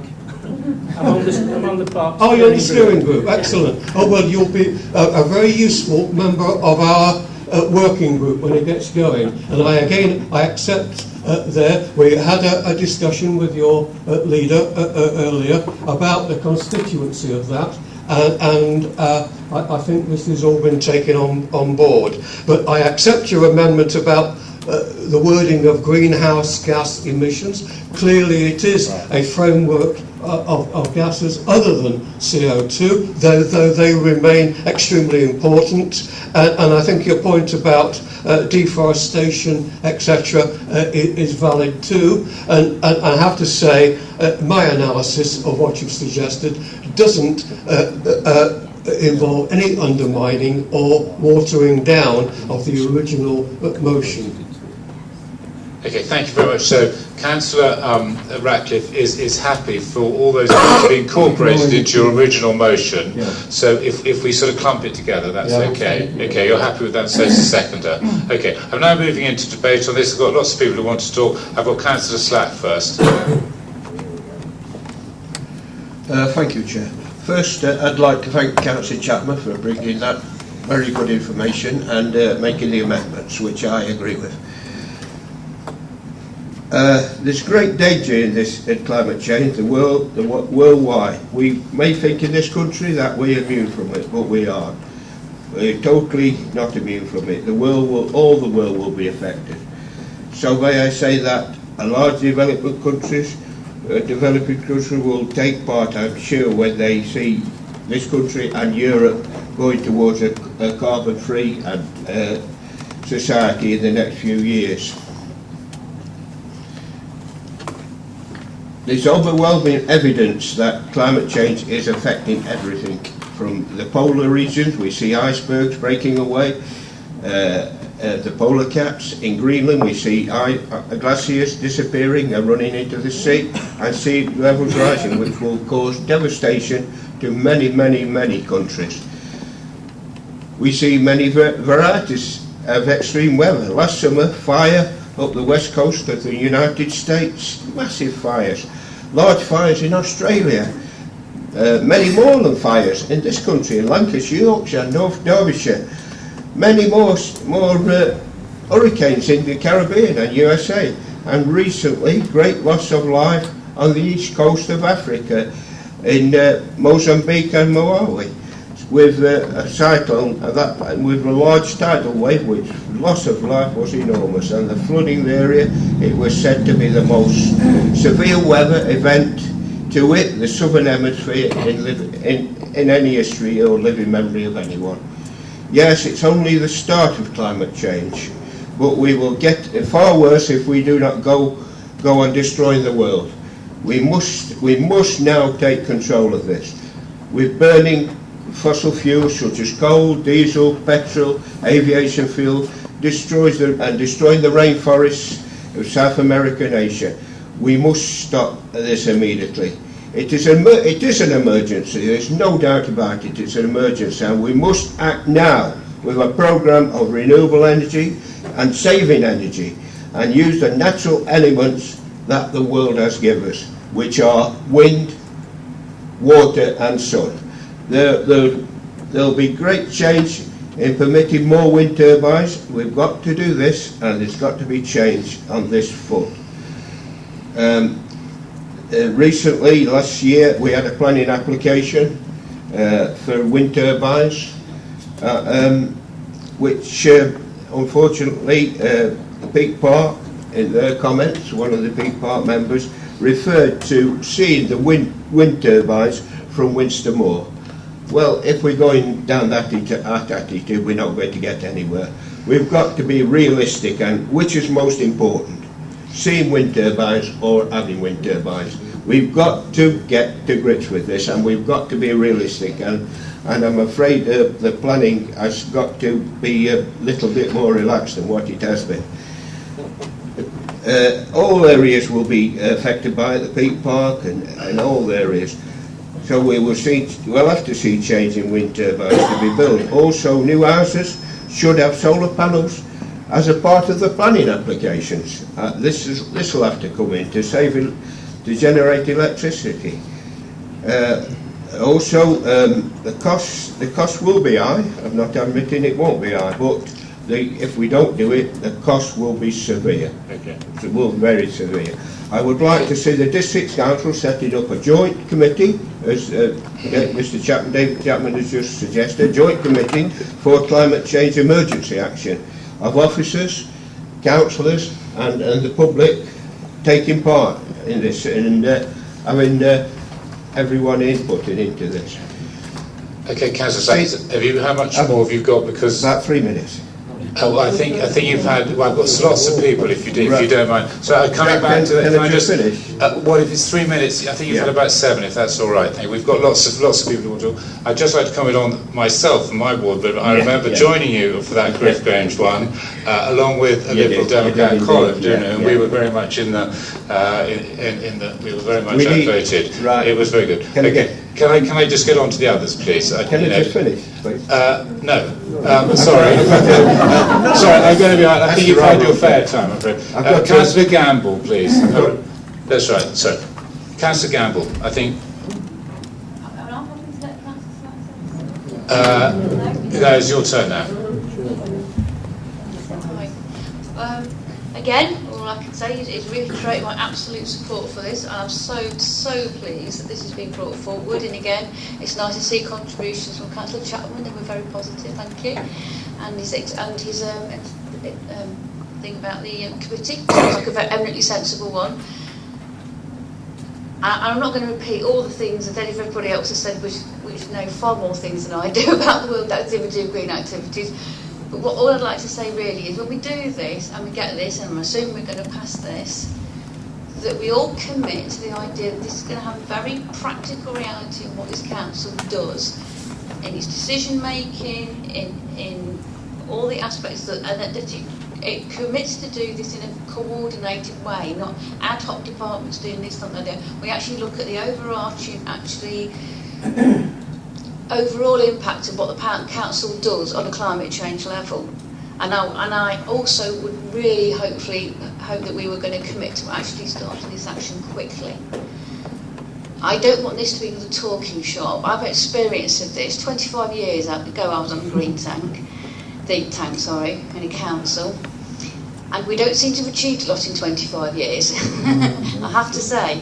I hope this is not going to be one of those again. I hope this is going to people are going to really take this by the horns, that we're going to really that everybody's going to be absolutely committed to what this council does for its local residents and climate change. Thank you. Councillor Purdy.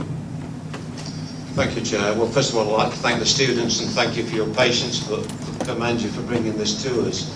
I remind you that I did make it as my leader's announcement that this council should deal with climate change. So I thank Councillor Ratcliffe for bringing the motion. And as you can see, Mike, we've got a secret weapon in Councillor Chapman. Yes.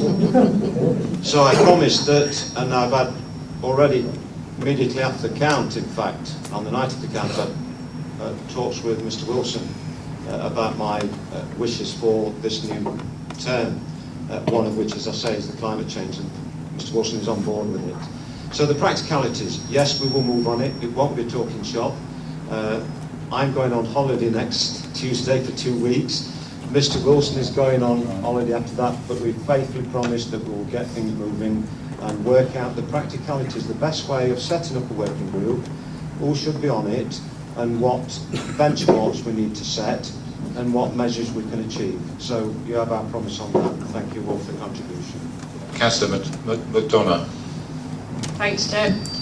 Whilst I'd urge you all to support this motion and amendment on declaring a climate emergency, I'd also urge us all to think about our own lives and what positive actions we could take to reduce our own carbon footprints. As an elected representative of my local community, I very much see myself as a role model and feel I should lead by example, helping to inspire others. I'm probably an extreme case, as 11 years ago I sold my car in favour of cycling everywhere, and I easily clock up over 100 miles a week, quite something with the hills around here. Scientists estimate going car-free saves 2.4 tonnes of carbon a year.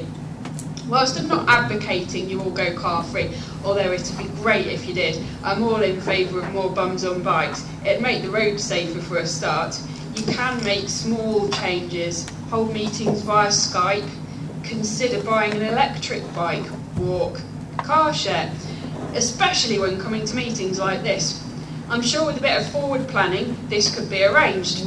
Although I'm not necessarily advocating the two Masson councillors' car share, as Aunt Joyce sharing with your Gary would probably be a bit awkward, but you get the picture. I think it'd be fantastic, it's a TV show. We work very closely together, thank you. Yes, I've heard you do. Just in case you aren't already impressed enough by my green credentials, having been vegetarian for yonks, last year I moved to a plant-based diet. As well as improving my health, I'm saving an estimated 0.8 tonnes of carbon a year. Again, it isn't difficult to make changes. How about a dairy-free day a week and a meat-free day at the weekend? If me, the self-declared cheese addict and chocoholic, can cut it out altogether, the rest of you have no excuse. Apart from all-out war with modern mass weapons of destruction, climate change is the greatest threat to our planet and everyone on it. It's critical that we all take ownership of this. Think globally, act locally, support this amendment and motion. Act now, tomorrow's too late. Councillor Cruz. Thank you, Chair. So I think firstly I just wanted to say feedback in terms of Councillor Radcliffe. A great speech he gave, very sincere, very eloquent. So from an intent point of view, we fully support overall the motion. Also, I just wanted to say thanks to Ella, to George and to Laura for coming along and sharing their input, and I think it should shape the way that we approach this problem, being really inclusive, so I think that's really important too. One of the other things I wanted to just highlight was that given the house is on fire, are we acting quickly enough, is my reflection, and I think it's really good to hear Councillor Purdy say that we're going to meet soon. I would like us to be able to get a date on that, so is it going to be in the next month, would be my suggestion. So I will be looking for an amendment so that we can be really specific and time-bound. Good people here who've come along to listen to us and say, we're going to get this working group together. I think we should think about the language that we're using, things like committees, working groups. Could it be an action group? So that's really focused on action rather than maybe some local government language that doesn't actually land with the people who we're working with on a day-to-day basis. So I'd also like us to consider that. And one of the other things I think would be good to get some clarity on is the need to have a clear link between the Climate Emergency Action Plan and the holistic impact of the Council. So it should cover all policy, decision-making and service delivery, minimising the impact on climate and biodiversity. So I would also like that to be put forward as an amendment. And additionally, as a final point, it comes back to the house being on fire and us showing and leading by example the input that we had from George and Ella in terms of making sure that we create a movement today, and it's not something that we kick into the long grass. I would like us to consider that we have an interim report within 3 months and not wait 6 months for the report to come back. So I'd like an update so that we really understand what's going on and it can be shared with our stakeholders. So they're the things that I'd like to... Can I just ask Sandra to comment? Just on your amendment, Councillor Cruz, have you got any specific wording there that I could use and see if I can weave it in for you? I've got... Thank you. Thank you. So I have actually built in a lot of the feedback that I've picked up as we've gone through, so some of it is now not needed because so many good points were made, particularly by Councillor Chapman, but the points I raised, I think I'd like them to be followed up on, please. Okay, I'm going to continue with the debate because as I said, we've got lots of people to talk. Councillor Bright next. I was going to say a lot of stuff about personal responsibility, but I was beat to it by the councillor over there. I also tried for a little while to cycle to the chamber, but Cromford Hill. So I have a lot more respect. Yeah, I have a lot of respect for you to get up and down that beast of a hill. But I will try and do it in the future. We do have a lot of responsibility personally and as a council to make as big an impact as we can and to mitigate the issues with global warming. What I have noticed is that we have a lot of professional experts in this room by the sounds of it, David being a great example. I would like to put on record now that I volunteer to be in the working group to give my expertise in the field of high energy efficient lighting systems, which can have a bigger impact on a reduction in carbon emissions. So that's just my little bit I can put forward today. Okay, thank you. We're still computing the potential amendment. Councillor Flitter. Chair, excuse me, but could you just tell new members that they should be turning their mics off when they've finished? I beg your pardon. Yeah, once you've spoken, just turn off the button, please. So I've got Councillor Flitter next, please. Thank you, Chair. Well, I think we have to pay tribute to Mike to bringing this forward at such a late stage, and the eloquence of people that have already spoken. But, I mean, I think it was Claire mentioned earlier on, 25 years ago she was with her green credentials. I was planting trees over 40 years ago and trying to get something done. And you know, throughout the last 20, 30 years, government has just not recognised the need for climate change. They've ignored it. For one reason or another, they've totally ignored it. And now the youngsters, which I pay great tribute to for coming tonight, and for the work they've done over the whole of the country, is making people sit up, wake up, and actually, hopefully, put this at the front of their minds and get something done. I think it was said earlier on as well, I'm passionate about global warming. As a grandparent, I want to see my grandchildren grow up in a world without pollution. And to be quite honest, from what I heard from the County Council meeting, my main worry tonight was the dilution of anything put forward. And I hope that my colleagues have put something forward as well that strengthens Mike's motion, because we want to support that. But again, we want action and not words, because I don't want this to be put, a motion put and approved tonight and then put on the back shelf. Now, it was also, and I think it was George that said tonight, that attitudes have got to change. And I link that with political will. And there has not been political will to deal with this problem. And we only have to look at the coastal issue, where governments have sat back and are prepared to see a vast amount of Lincolnshire go underwater in the next 50 years and lose that, when we should be getting sea defences. And nobody is really tackling inland flooding and pollution. You know, we're getting lots of city centres now trying to cut down, but it's not enough that you just cut the traffic down. And there are issues, as rightly been said again, about transport, housing. We've been in a meeting this afternoon with Councillor Purdy, and one of my questions was, how strong is the planning system to deal with new build, and how do we check that that is being built to our specifications? And the planning system just does not allow us to make sure that everything is done over and above board. It's very difficult. So when you talk about environmental issues, then we haven't got the support from those behind us. And again, as rightly been said, Derbyshire Dales in particular, have got an abundance of natural wind power, solar power, the possibility for hydroelectrics. The water is there, flowing through our nation and our Derbyshire Dales, and we're not tapping that. And why? It's all down to finance. At the end of the day, the political will isn't there because it affects jobs somewhere, it affects profits on big business somewhere, and people aren't willing to make those sacrifices to put our environment right. It's so important and fundamental to the health of everybody in this country. It's also very fundamental to making sure that our environmental credentials are adhered to in force. So I support any motion that is going to start the ball rolling.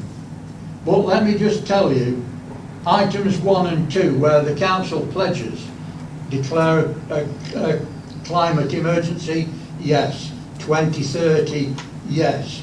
Call on government, as I've said. They've never listened to a lot that we've put forward in the past because of the financial, because of other reasons. But we've got to demand that they listen. We've not got to call and ask. Working cross partnerships. Well, quite frankly, it appalls me to note some of the comments made at the County Council meeting. And I've got the copy of the Matlock Mercury, where the climate change organisation are absolutely appalled at what they did to that motion. It is not what they wanted. I didn't want this to be watered down in any way, shape or form. And to make comments about a local vinery by the leader, I think was absolutely appalling. It's not taking seriously the issue of climate change. I do agree on the 6 months, but I also think that we need an interim report to see where we're going, because we need to do a lot of work, but we do not want this to be shelved after this meeting tonight. These people at the back deserve better. Our grandchildren deserve better, let's give them that opportunity. Sandra and I have had a bit of a conflab while everybody's been teaching about this, because, sorry folks about it's not complicated, it's very complicated, and we may have come up with a solution to Councillor Cruz, okay? And Sandra's going to ask our leader. Yes, Chair. Councillor Cruz has proposed quite a complicated amendment which seeks a commitment to setting up a task force within particular timescales.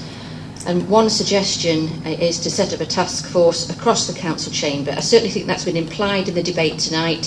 So to avoid an amendment, if members were prepared to accept the leader's commitment to set up that task force, that might be a more efficient way of dealing with it. The other issue is to report back to the council within 3 months with an interim report on progress, and in 6 months with a final report. Whilst that might be admirable, I think in setting up a new task force we might need to be reasonable in how we can do that, and again the leader may wish to give a commitment to do that as soon as practicable, but I think coming straight from the floor that might be something he can't particularly commit to or the council to vote on. So I'm looking for some assistance from the leader to give his approval and sanction that he will set up a task force, and to give his assurance that he will do that as soon as practicable. And if that's suitable for Councillor Cruz, that would replace an amendment. Councillor Purdy. Which American president said, "Watch my lips"? I have already said that we will set up a working group, and I promise faithfully to do that. I do think that 3 months is too soon because of our holiday commitments between Mr Wilson and myself. Unfortunately, we go away, I go away next week, 2 weeks, Mr Wilson then catches on to the end of my holiday, and then he goes away, and then we're at the LGA conference in Bournemouth where we can discuss this. But I am already proposing to Mr Wilson that we have a discussion at the end of this meeting tonight with our group, and particularly with Councillor Chapman, to set the ball rolling. What I do promise is that we will set up a working group, but we need to work closely with Mr Wilson and Sandra as to the makeup of that group, who should sit on it. So I think I'd like to report back to you by the middle of July. That gives time for our auditors to get out of the way, for the LGA Bournemouth conference to get out of the way. I have commitments with Sheffield United to enter. So if you'd give me that freedom, please, I do promise to come back by that date. So we need to work together with the officers to discuss the makeup of that group. I've also instructed Mr Wilson that I will write, as leader, to the Minister responsible to echo the motion and the decision of this Council tonight and its aspirations to deal with climate issues. So we'll put some wording together, and I'll let you all have sight of the copy of that letter. Okay.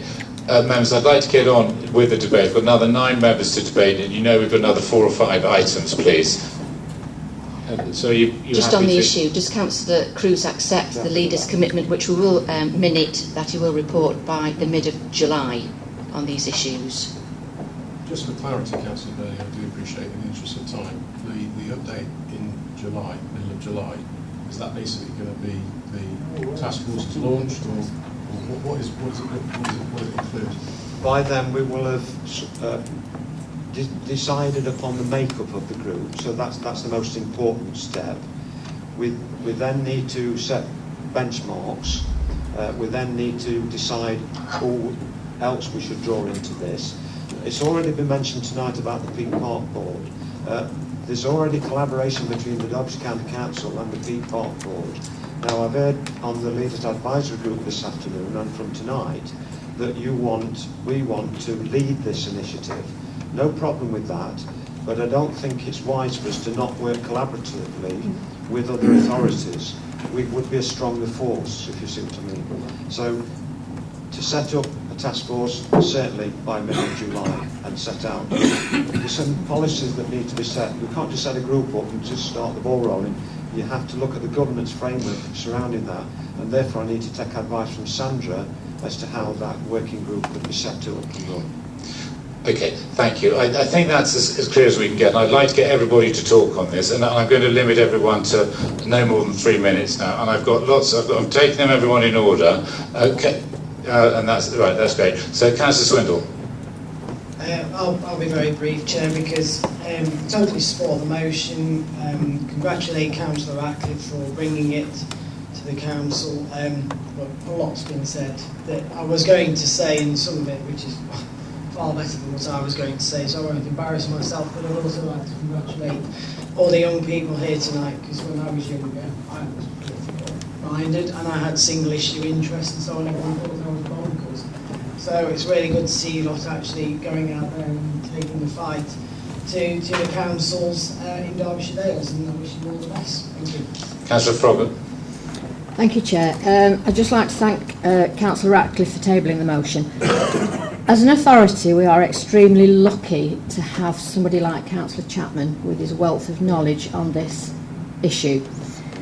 And as such, we have to move forward very, very quickly.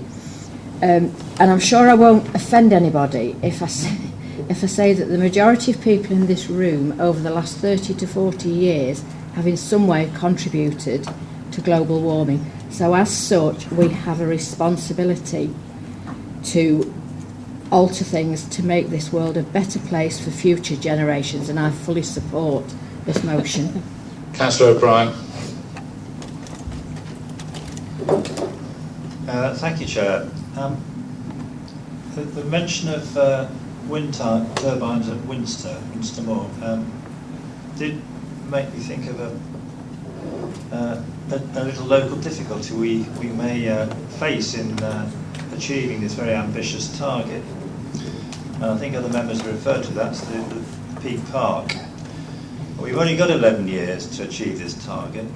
It could well take half of that period to persuade the Peak Park to actually take this issue seriously.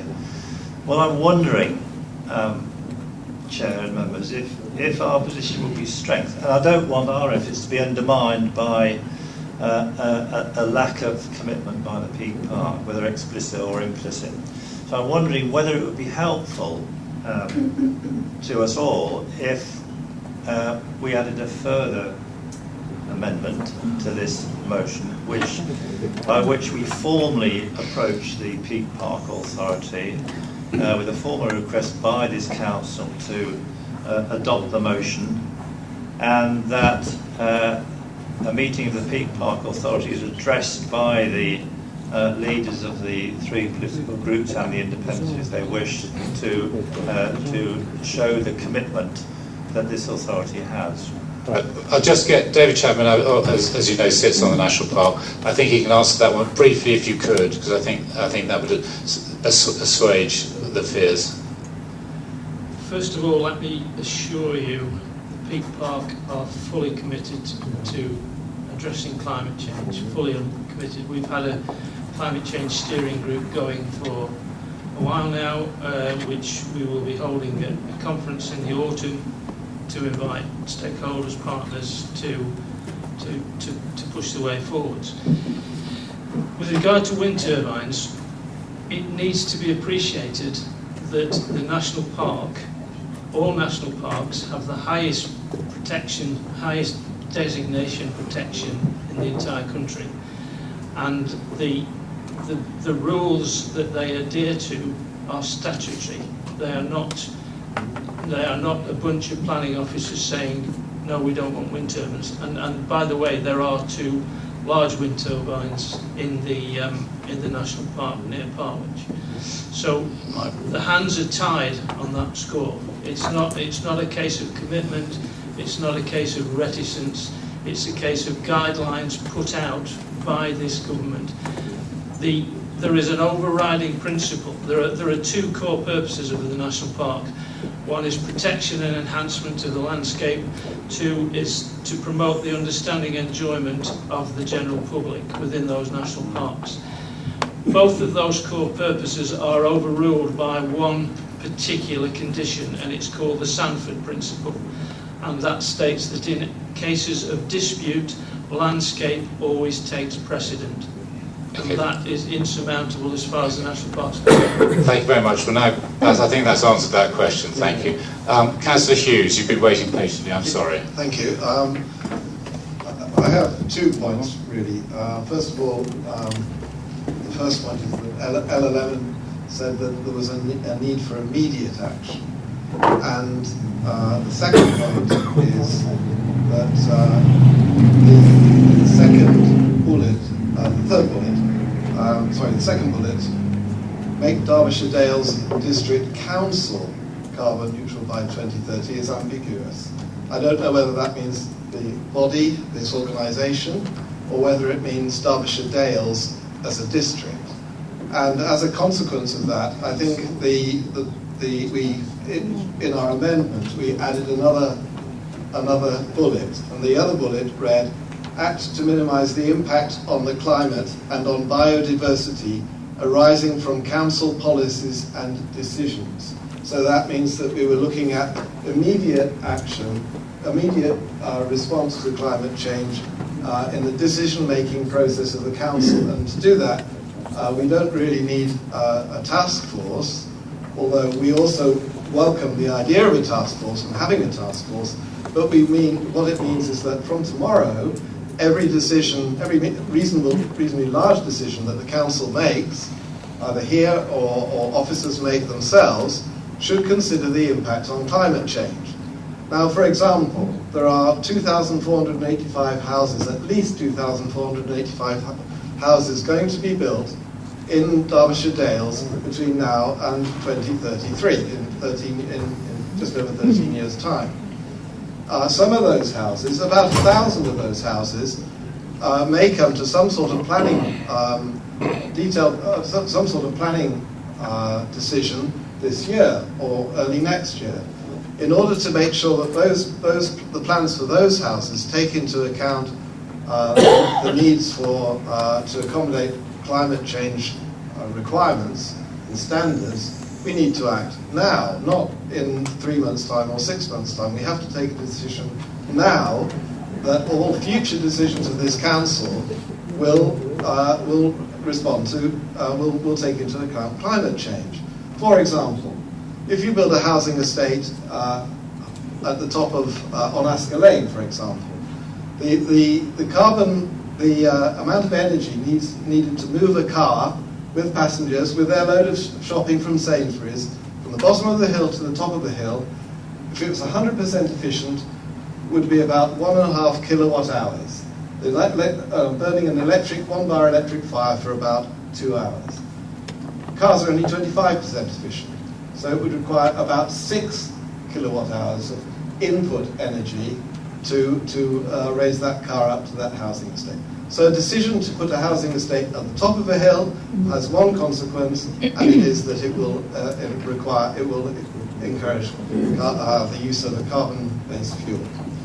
There are other examples. People who are moving into the new houses that are built, if they're built to the present standard, will have very good insulation, but not the best insulation. They will have gas boilers, not heat exchange, not heat pumps.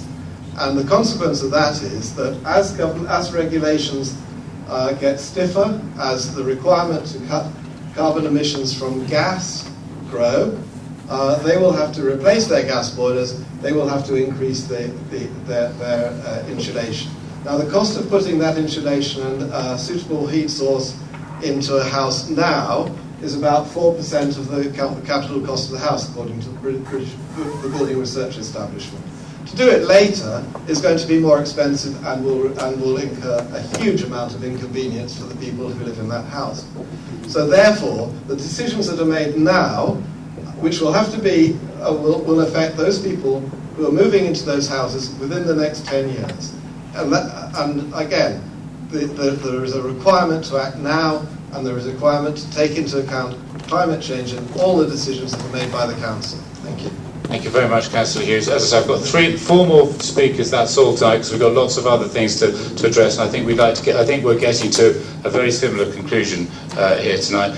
Councillor Michelle Morley. Thank you, Chair. A little bit of positive moving forward immediately has come to mind. As councillors, we are encouraged to keep in touch with our constituents. by going to parish council meetings or taking part in various events in their towns and villages.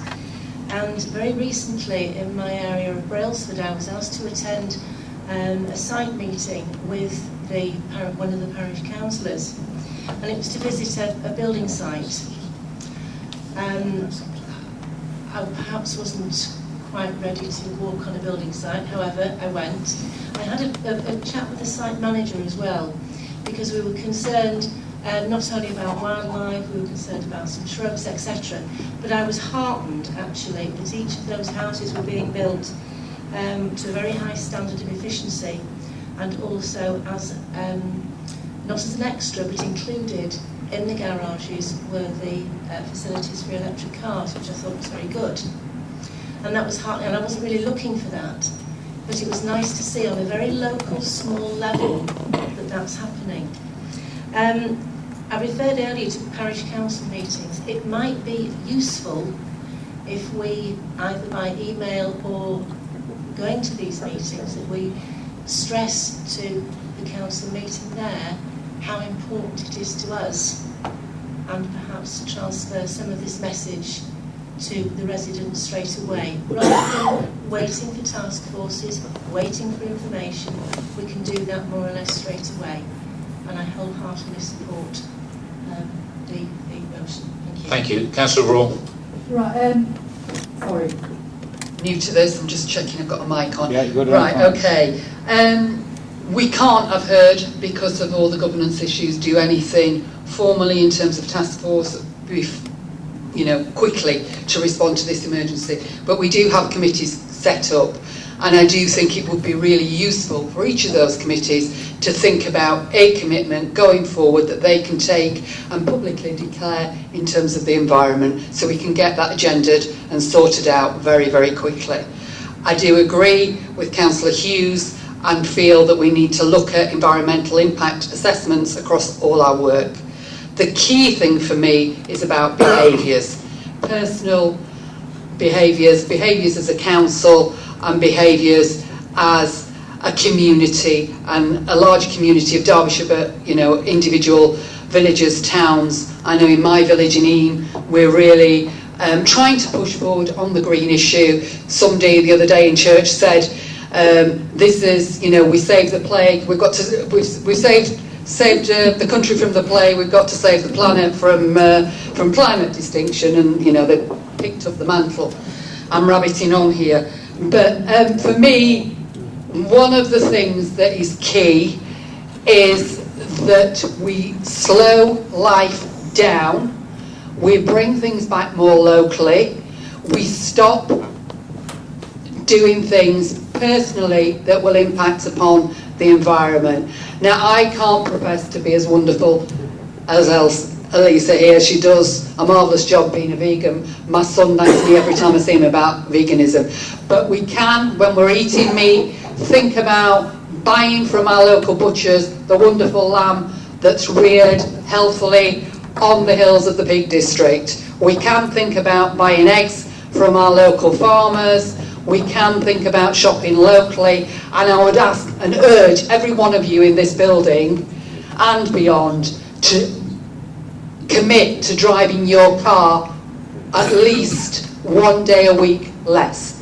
So if you drive it 7 days a week, drive it 6. If you drive it 4, drive it 3. We really should be thinking before we get behind that wheel. First step for me tonight, can we get rid of that coffee machine and those cups that are not usable again? Thank you. Councillor Pauly. Yes, thank you. It's just a question of perception. We've got young people here who've come in and said this is an emergency and they want something done immediately. And then we hear the leader saying that he's having to go away for a fortnight, and the chief exec going away for a fortnight. I would urge that we use our perfectly capable deputy leader and somebody else in officer capacity to take these things forward during that month. Councillor Rose. Chairman, I think it's been a very interesting debate, and I certainly supported the original aims of Councillor Mike Ratcliffe and with the amendments from Councillor Chapman. We all seem to be on the right course, and then I started to get a bit confused because there were so many different views, which clearly there always will be on an issue as serious as this. But the main thrust to me seems to be that we do make some progress as quickly as possible, and if we can agree on that, we might actually make some progress. We can't all have our own individual ideas, top of the agenda, because that is the recipe for getting a committee to agree absolutely nothing at all. So we need to be positive, and I think members who have spoken actually are of that view. I'd just like to observe that, practising what is being preached, to invite you all to Carsington Water Board, where there are, of course, nearly every wind turbine in the whole of Derbyshire Dales is prominent in view, and along with solar panels and a huge and very popular natural reservoir. So and there is a sort of benefit which I don't think has actually been maybe isn't appreciated by all. The actual parishes of Brassington and Carsington and Hopton actually do benefit financially in ways which help them enhance their own communities in positive fashion, because they have these wind turbine characters and solar panel characters have to pay money over to the local villages, and I think that is commendable because it does help support things that might otherwise not be capable of being supported. So, well done, everybody, I'd say. I hope we're getting there. Yeah. Thank you. And before we end, I'll just comment. From my ward, you're welcome to come to my ward and see 7 solar installations and a Tesla battery if you'd like to see it. Right, just ask Sandra to just clarify what were the terms that we're voting on. Thank you, Chair. I think you appear to be of one mind in that you have a really powerful motion moving forward which you're about to vote upon. I know that colleagues across the table here have made some suggestions which the leader has agreed to, but just to give you an assurance that we have made a note of your concerns, which I think will ultimately be part of the consideration of the terms of reference for this group moving forward, so they haven't been forgotten. Sorry, I beg your pardon, Councillor Martin Burford, if you could be as brief as you possibly can. I think we're... Well, thank you, Chair. Yes, I've been waiting all the time. This is the most important motion, but what... Sorry, Councillor Burford hadn't spoken earlier, sorry. Actually have. We must commit to immediate action to do something practical rather than what some may call well-meaning rhetoric, which is clearly not sufficient. We need firm commitment now and specific measures which will be taken as a matter of urgency. As others have said on planning, we should put relevant sustainability policies into practice with carbon neutral housing, including sustainability about site choice, layout, materials, solar panels, heat pumps, water harvesting, SUDs, sustainable drainage schemes, landscaping, accessibility and travel. Solar power should be the basis of most signage and other powered infrastructure. Vehicle pollution in our towns. And this has not much has been said about this, but more must be done to monitor pollution levels, but we're not doing enough to demonstrate the impact of this on pedestrians in urban areas. Enhancing public open space with measures to increase biodiversity. Like Councillor Flitter, I was regularly supervising tree planting with school children and others 40 years ago in my job.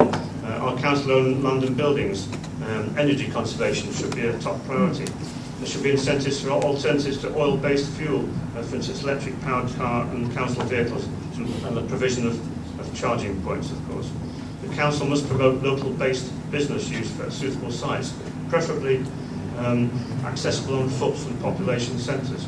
Outside the council, surely we should be approaching and putting pressure on our local businesses, especially supermarkets, to drastically reduce their continued use of single-use plastic packaging on their shelves.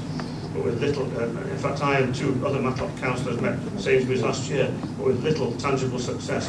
No wonder Sainsbury's are bottom of the supermarket league table for recyclable and compostable packaging. And how much post do we all receive in plastic sleeves compared to biodegradable potato starch-based alternatives, which we're getting for some organisations already? It should be universal, I think. As a landscape architect, I must thank Councillor Chapman for spelling out the raison d'etre for national parks to our Labour colleague behind me. The Council must urgently consult and engage with the local community and neighbouring authorities, as has been said, to establish a partnership for action. There's no time to waste. I support these further amended motions, but we must make Derbyshire Dales District Council carbon neutral as a matter of urgency. Thank you. Well, the motion has been moved and seconded. No, I'm sorry. No, that's it. We've had it now. It's been moved and seconded. All those in favour, please show. That's unanimous. Okay. We're going to thank you very much, Councillor Ratcliffe, for your motion. I'm going to adjourn the meeting for a comfort break, and we'll reconvene at 25:02, please. Feel free.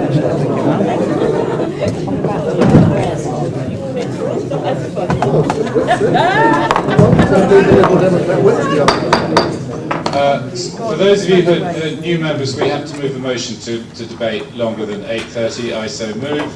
Seconded by Councillor Atkin. All those in favour, please show. Thank you very much. Okay, that's just formality, but we have to do that, folks, with our compliance, etc. So, item 10, annual governance statement. I'm going to ask Karen to introduce that. Karen, thank you for your patience. Thank you, Chair. This report asks members to approve the annual governance statement for 2018-19, to note the significant governance issues and action plan. The annual governance statement is an important statement. It's required by the Accounts and Audit regulations. Its importance is shown by the requirement for it to be signed by the Chief Executive and the Leader following approval this evening. And the reasons for its importance are set out in sections 1.1 and 1.2 of the report on page 4 of your agenda. New members might be asking, what is an annual governance statement? Well, put simply, it's a review of the Council's governance arrangements, including a comparison with the principles that the Council set itself in its Code of Corporate Governance. And as set out in section 1.5 of the report, the annual governance statement describes the key elements of the governance framework and the process that has been applied in maintaining and reviewing effectiveness of the governance framework. Part of the annual governance statement identifies any weaknesses and it sets out an action plan for how they'll be addressed.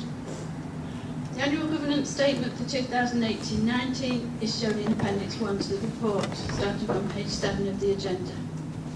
Section 1 of the annual governance statement sets out the meaning of corporate governance and explains that the Council has published its own Code of Corporate Governance that has 7 key principles. Section 2 of the statement describes the methodology used to prepare the annual governance statement. So each year a review is carried out by the corporate leadership team, supported by other officers such as the senior solicitor, and taking account of reports prepared during the year by internal and external audit. The review highlights areas of success and weakness. And the final paragraph of section 2 indicates that for 2018-19, 4 areas of weakness, which we call governance issues, were identified. Some of the early versions of the report stated that there were 5 areas of weakness. I apologise for this area. 2 issues were later combined into 1, so the correct number of issues is now 4. I'll explain more about each of these areas shortly. Section 3 of the annual governance statement, commencing on page 9 of the agenda, shows the review undertaken for 2018 to show how we met each of the 7 principles of our Code of Corporate Governance. The left-hand column describes how we meet the particular principle. The column in the centre shows the assurance that we identified, and the column on the right highlights successes with a tick and areas of weakness with a yellow warning triangle. Section 4 of the annual governance statement, starting on page 20 of the agenda, provides details of how the Council works, and this might give new members some useful background information. Following the Council meeting on the 22nd of May, which took place after the agenda for this meeting had been prepared, it's now necessary to update the section on the area community forums, which is at the top of page 21 of the agenda. The last sentence of this section should now be amended to read, 2 rounds of public meetings were held during 2018-19 at various venues throughout the district. Finally, section 5 of the annual governance statement, starting on page 24 of the agenda, sets out the significant governance issues and action plan. Part A provides an update on the issues identified in last year's annual governance statement. And you can see that 3 issues were identified, 1 has been fully addressed, and 2 have been carried forward into the 2018-19 action plan, having not yet been fully resolved. Part B shows the significant governance issues identified during the 2018-19 annual governance statement, and the action plan is given to explain how these will be addressed. As mentioned earlier, there are 4 governance issues, and I'll now go through each one. The first governance issue that's been brought forward from last year's annual governance statement relates to the budget gap that's been identified in the medium-term financial plan. Members will be aware that cuts in grant funding arising from the government's austerity measures mean that it's been necessary to make savings in expenditure or increase income to make up the shortfall. The review showed that while there are effective arrangements in place for monitoring budgets, the Council doesn't currently have an efficiency plan to identify how to close the budget gap, which is currently estimated to be around £400,000 a year from 2020-21 onwards. That's the next financial year. To mitigate this risk, the Council has a medium-term financial strategy and medium-term financial plan in place. However, the Council's efficiency plan needs to be updated to show how it will address the budget gap in future years. Members might be aware that significant changes in local government finances are due to take place over the next year. The government are reviewing funding levels for grants given to councils and also reviewing the way business rates are shared out. These could have a significant impact on our finances. It's hoped that the financial settlement that we'll receive late in this year, around about November time, will be favourable and will give us more certainty for financial planning in the longer term. Once the outcome of the government reviews are known with the financial settlement, officers will update the efficiency plan. As a further measure to address the potential budget shortfalls, when setting its budget for 2019-20, the Council established a funding uncertainties reserve that could be used to finance some or all of the forecast budget shortfall for 2020-21 if necessary. So effectively, we've put aside some money, and that would help us fund the first year and maybe part of the second year of any shortfall, buying us some time to deal with where identifying the source of the savings in the longer term. Moving on to the second governance issue, this was also brought forward from the previous year's annual governance statement. It relates to safeguarding. While most of the actions identified in last year's annual governance statement relating to safeguarding have now been implemented, there remains an action to update the safeguarding policy and to publicise it on our website and to employees.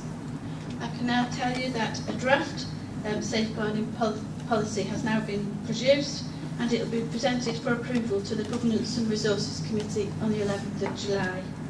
Following approval, it will be publicised. The third governance issue relates to the need to strengthen arrangements for procurement and inventory that were identified during internal audit reviews during 2018-19. This especially relates to practices at the Northwood Depot. Most of the weaknesses in inventory and procurement practices were identified during a new audit approach.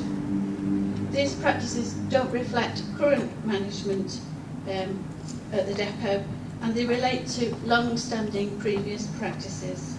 And the current management are now cooperating and working to implement the audit recommendations. It's expected that these recommendations will be implemented during 2019-20. With regard to the issue related to the contract for the provision of specialist procurement advice and support, a service level agreement between Derbyshire Dales and Derbyshire County Council has been prepared, and a meeting is due to take place in the next few weeks to finalise. We're waiting for a date from the County Council. A work plan's been prepared which identifies contracts that require support from the county over the next 3 years. On procurements and other issues, the internal audit team regularly monitors outstanding actions from previous internal audit reviews, and it reports actions that haven't been fully implemented to the corporate leadership team on a quarterly basis. The head of internal audit also reports periodically throughout the year to the Governance and Resources Committee, and the next such report is planned for July 2019. All heads of service will ensure that procurement processes and inventory arrangements comply with the contract standing orders and financial regulations that were approved at last week's council meeting. The fourth and final item on the annual government statement action plan relates to the contract with Freedom Leisure that commenced during 2018-19.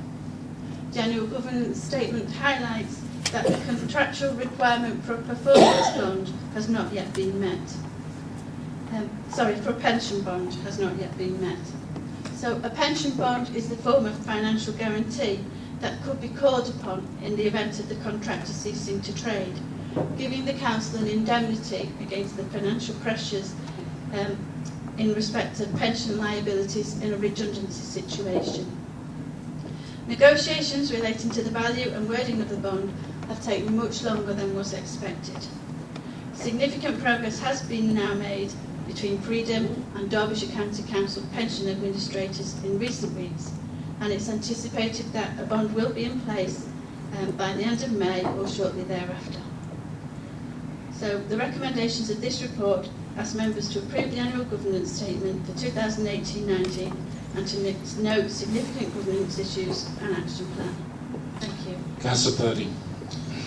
Thank you, Chair. Well, I know I've got a mover and seconder for this, but I'd like to ask a question first of Karen. But first I'd like to say to new members that you have a very safe pair of hands in Karen.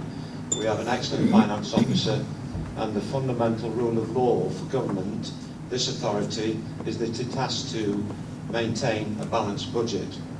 Hence, going to the first motion this evening, the problem we have, as you see now, with the lack of finances. We've had severe cuts since 2010,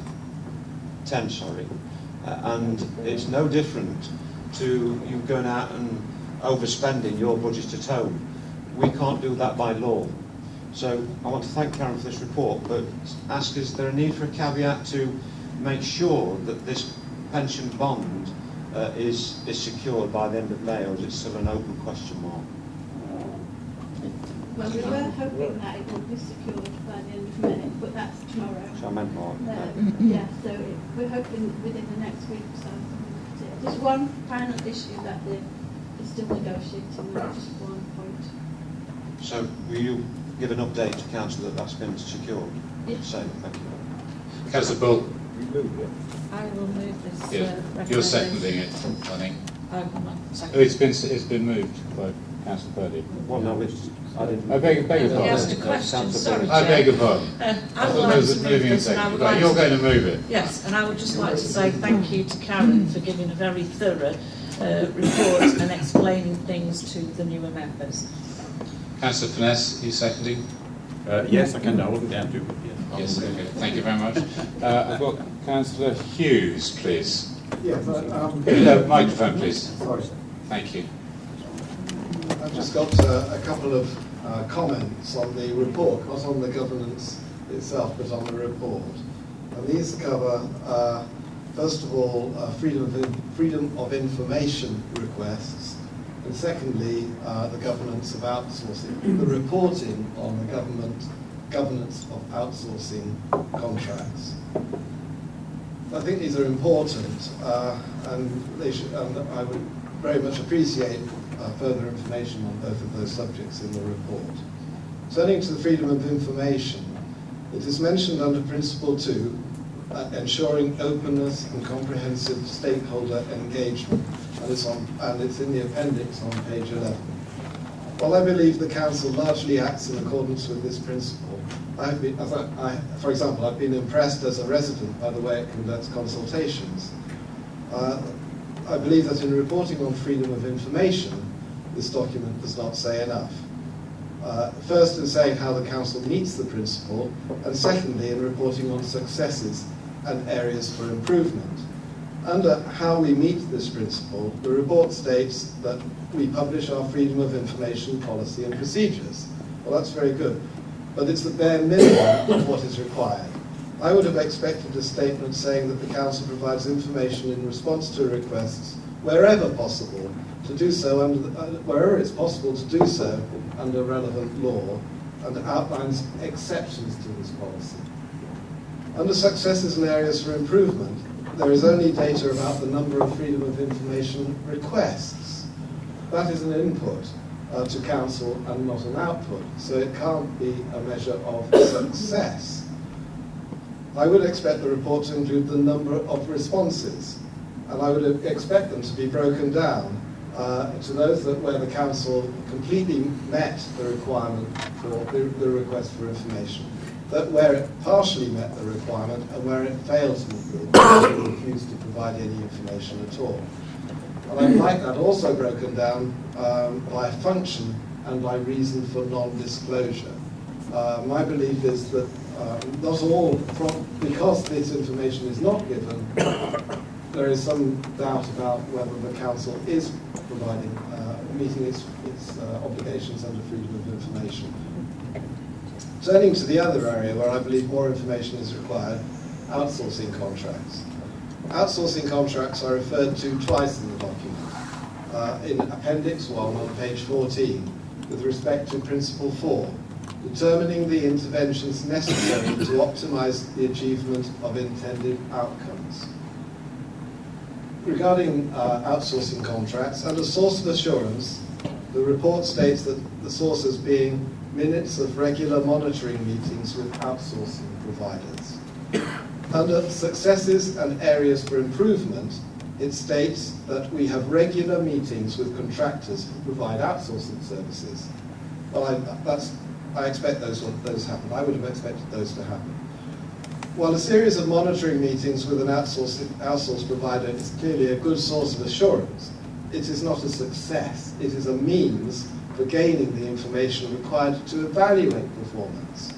Therefore, additional information is needed in the report for councillors to determine whether the governance of outsourcing contracts is a success or whether there are areas for improvement. Given the range of services outsourced, I would expect a review of each contract in terms of performance attained against contractual obligations. I would also expect some analysis to determine where there are generic interventions required covering all contracts and whether there are particular interventions required covering individual contracts. And I refer to Councillor Flitter's remarks about building control earlier on in this meeting, where it seemed doubtful that building control requirements are actually being fulfilled in the final buildings. And I'm not sure why that should happen, but I understand that building control is an outsourced service, and therefore there is some issue about it seems there may be an issue about the way in which building control manages those outsourced contracts. Therefore, I suggest that the councillors ask for a further draft of the governance report that provides the additional information on freedom of information requests and also on the governance of outsourced contracts. Thank you very much. Karen, did you want to write that? Or I'm sure Councillor Hughes will give you his copy. I've captured Councillor Hughes' comment, but a copy would be useful if you could email it to me. The points that I've made would be, I take on board your comments that some of the things we've put are outputs and not a proper description of whether the governance arrangement is sound or has been achieved. For this particular governance statement, we do have a requirement to approve it tonight by the end of May. And obviously we couldn't incorporate all the things you've asked this year, but I could certainly take on board to look at it next year. What I would say is the depth of, the level of information that you've asked for would perhaps be more appropriate in a separate report to the relevant committee, with just perhaps a summary going in the annual governance statement. Thank you. Yes, I accept that it can't be done in this report, but in future reports, yes. And I agree that some of the information would be better going to relevant committees with a summary in the report. But I'd be grateful if you could provide the information on regional information requests. Thank you very much. Councillor Flitter. Sorry, did you want to come back on that? Sandra's department manage freedom of information requests, so perhaps she'll correct me if I'm wrong, but I think at the moment the database that we have for freedom of information requests doesn't hold information that would explain whether it was fully, partially or not met and the reasons. So we would have to start gathering that information. Lee likes to comment. Thank you, through you, Chair. Just to confirm, with the Freedom of Information Act, we are required to provide the information unless the Act provides a specific exemption. And so, and if someone is not happy with that, they have the right to apply for a determination from the Information Commissioner.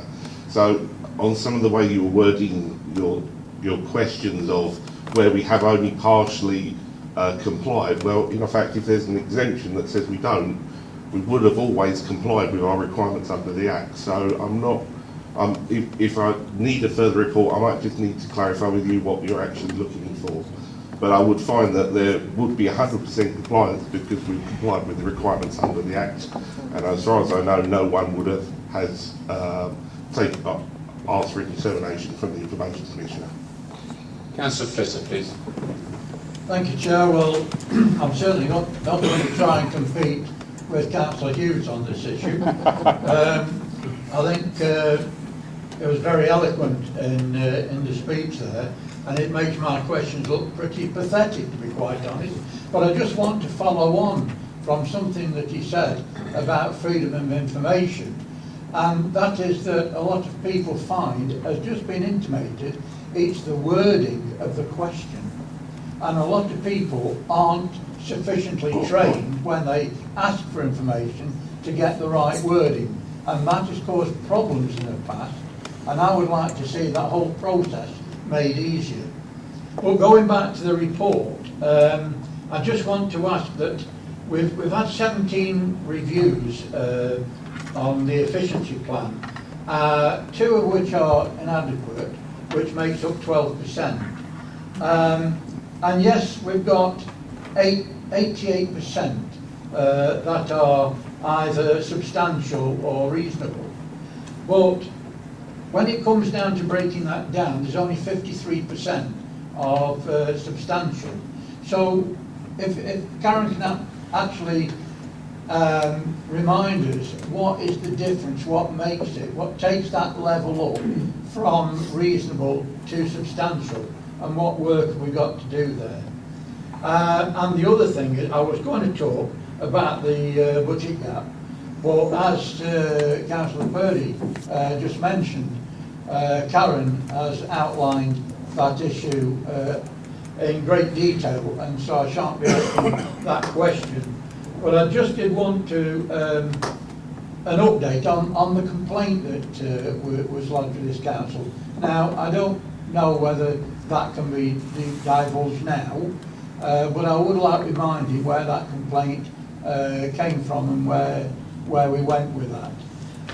But if you could just remind me on the percentages, please. Karen. So the difference between reasonable assurance and substantial assurance will depend to some extent on the actual service that's been reviewed by internal audit.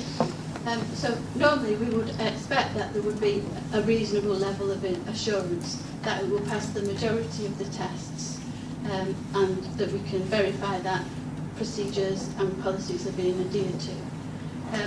To get substantial assurance, it means that pretty much all the tests are carried out successfully, that they don't identify any areas of fraud, and usually that there's probably only 1 or 2 recommendations in the report that are low risk. Members should recognise that sometimes to go from a reasonable level of assurance to a substantial level of assurance would have an associated cost.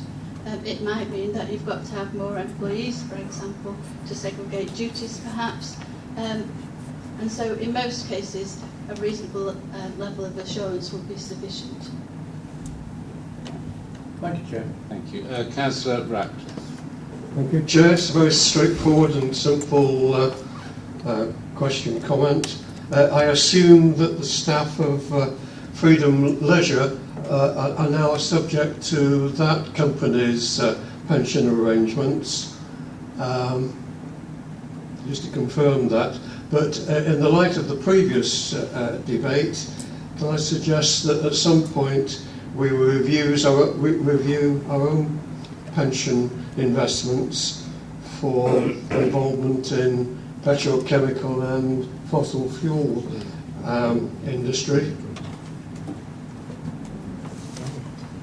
First of all, the staff that transferred to Freedom Leisure were given the opportunity to stay in the local government pension scheme. Freedom Leisure applied to become an admitted body.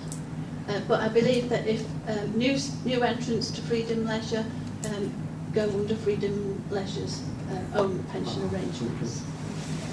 With regard to the pension investments, those investments are made by the county council, and this council doesn't really have any input into those arrangements. You don't have any say in it? No, because that's carried out by the county council. Thank you very much. It's been moved and seconded. All those in favour, please show. Thank you very much. Thank you very much. Karen, and it's you again, of course, for provisional revenue and capital item 1819. Item 11, please, folks, on page 26. Okay.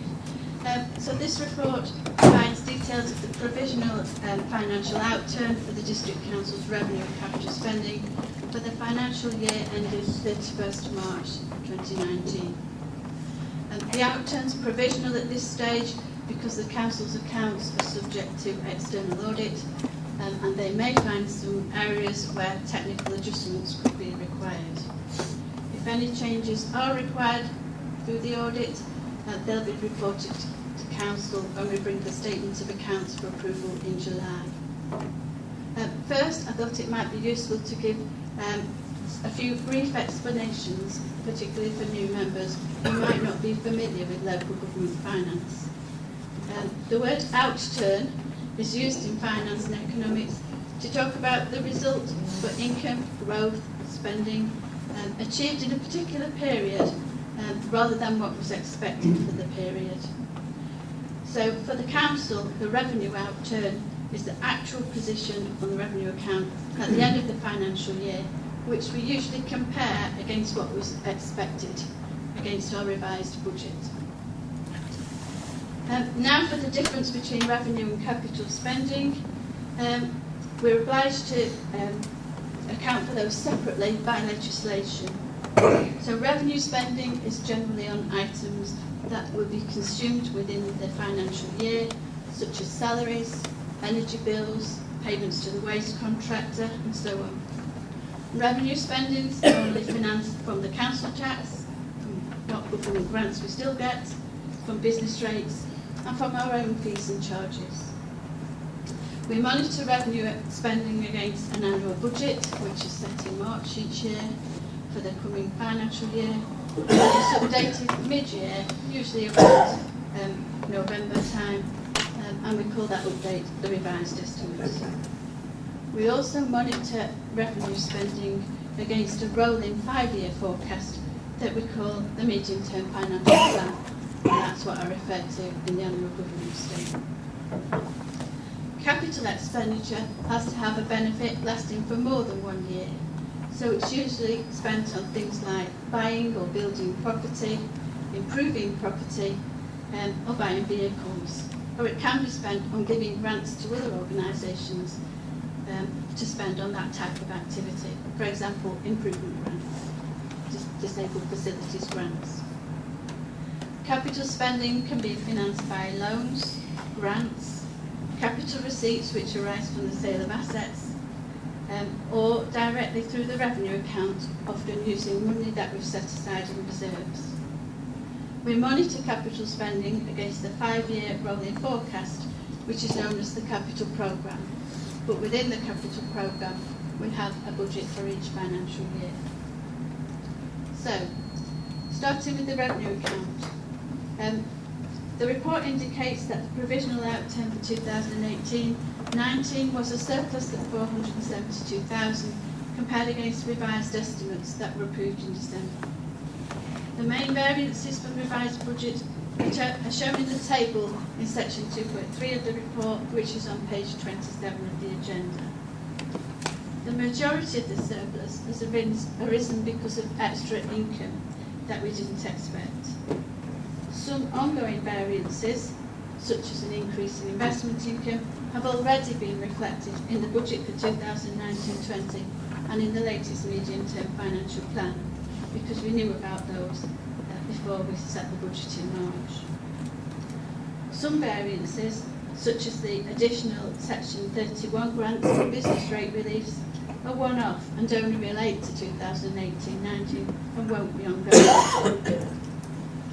As we think there are no significant ongoing variances that haven't already been reported or included in the medium-term financial plan or budget, we don't think it's necessary to update the medium-term financial plan at this time.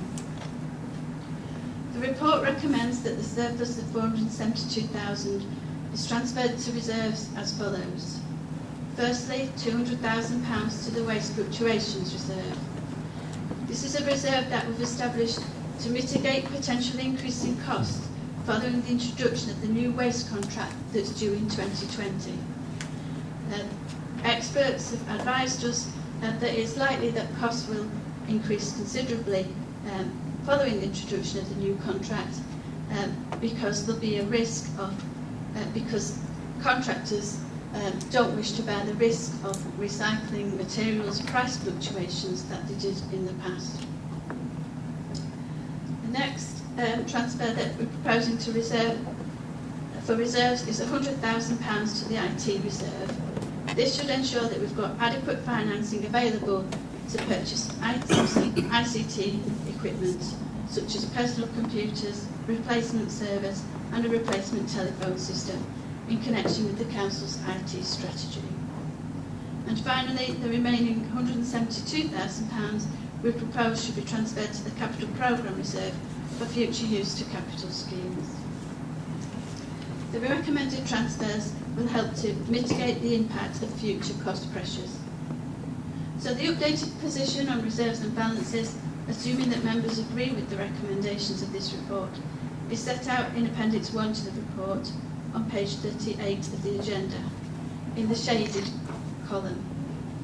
The column to the right indicates the forecast position on reserves at March 2020, reflecting the recommended transfers of this report and those already approved in the 2019-20 budget. Revenue balances are important to ensure that the Council has sufficient resources to meet emergencies, unforeseen events and assist cash flow. This Council has a policy that the minimum working balance is £1 million. Earmarked reserves are held for specific purposes, some to finance revenue expenditure and some for capital expenditure. And those are detailed in Appendix 1.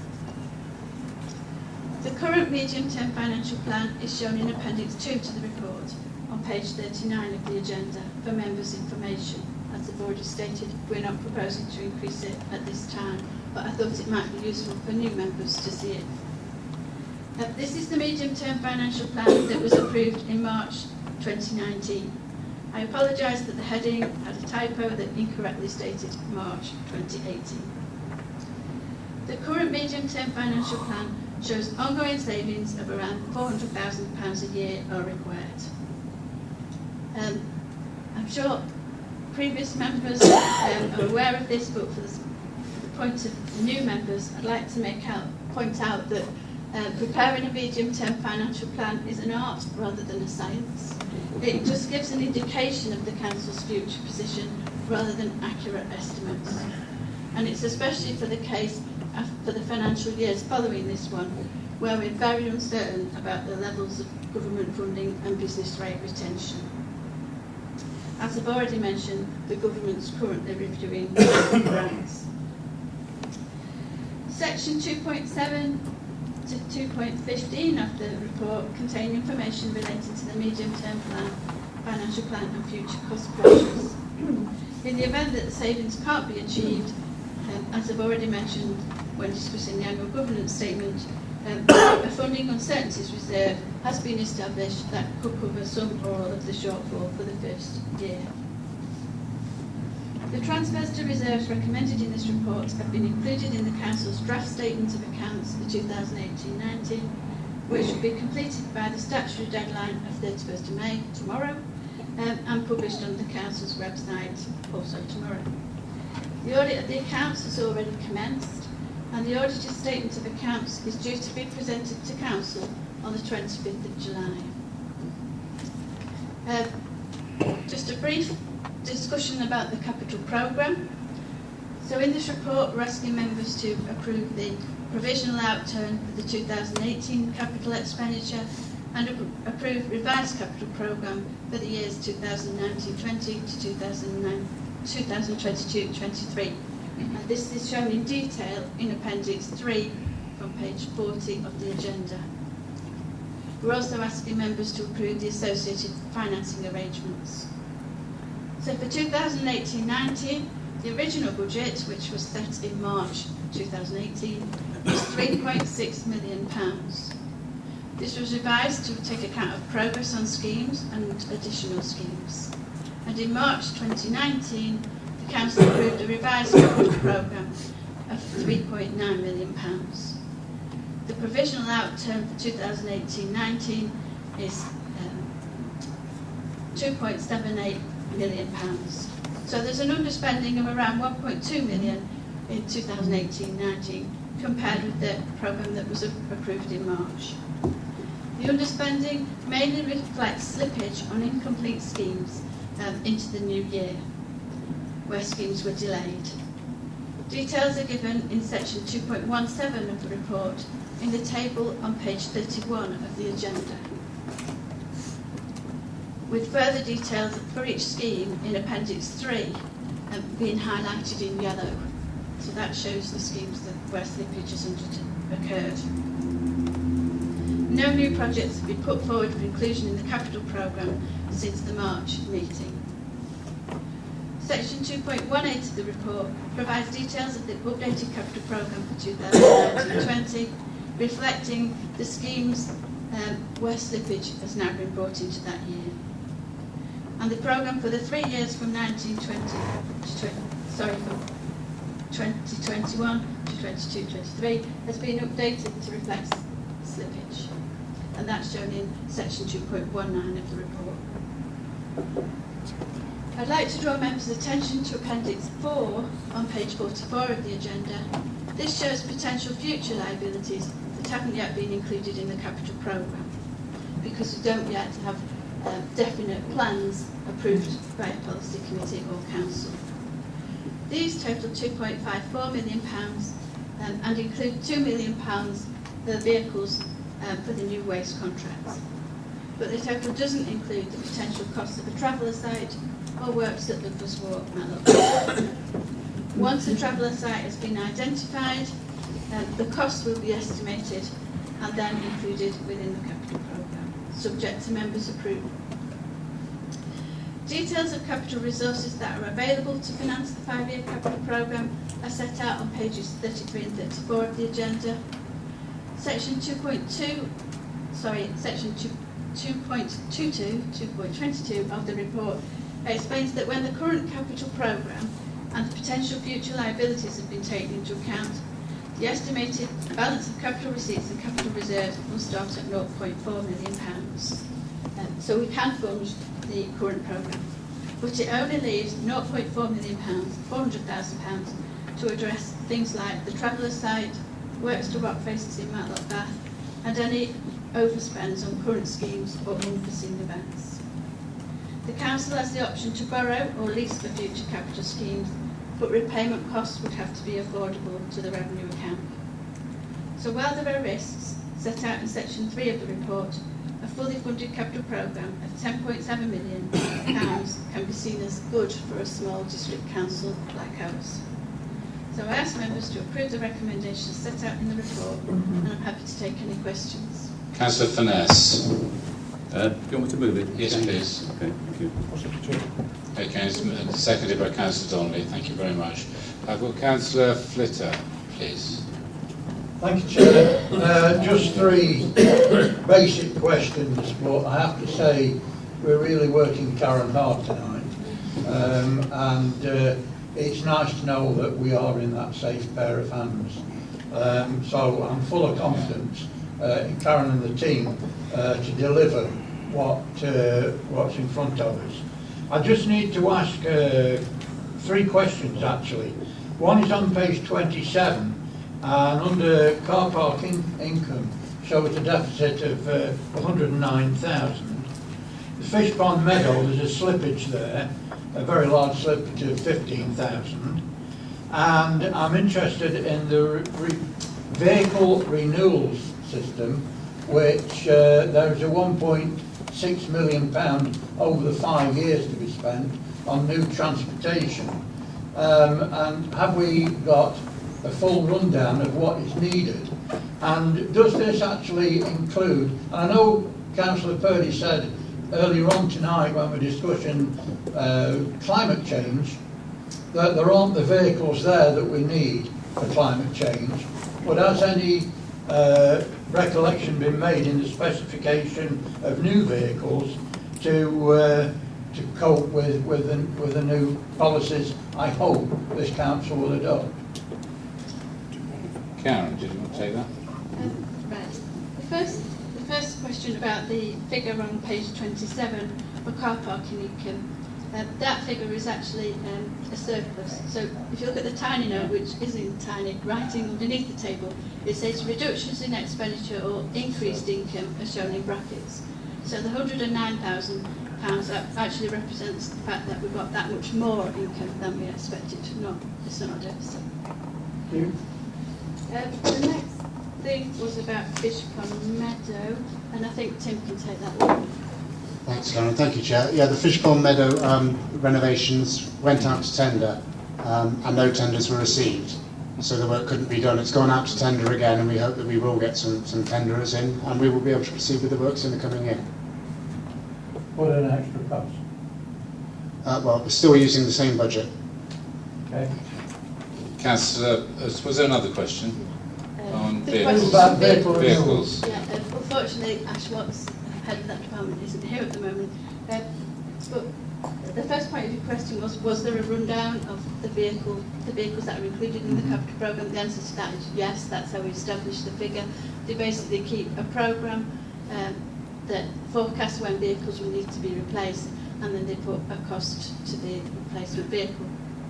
With regard to electric vehicles, I believe that they have started looking at whether those would be suitable for our requirements. Thank you. And they're already looking, as you probably know, at electric charging points. Councillor Purdy.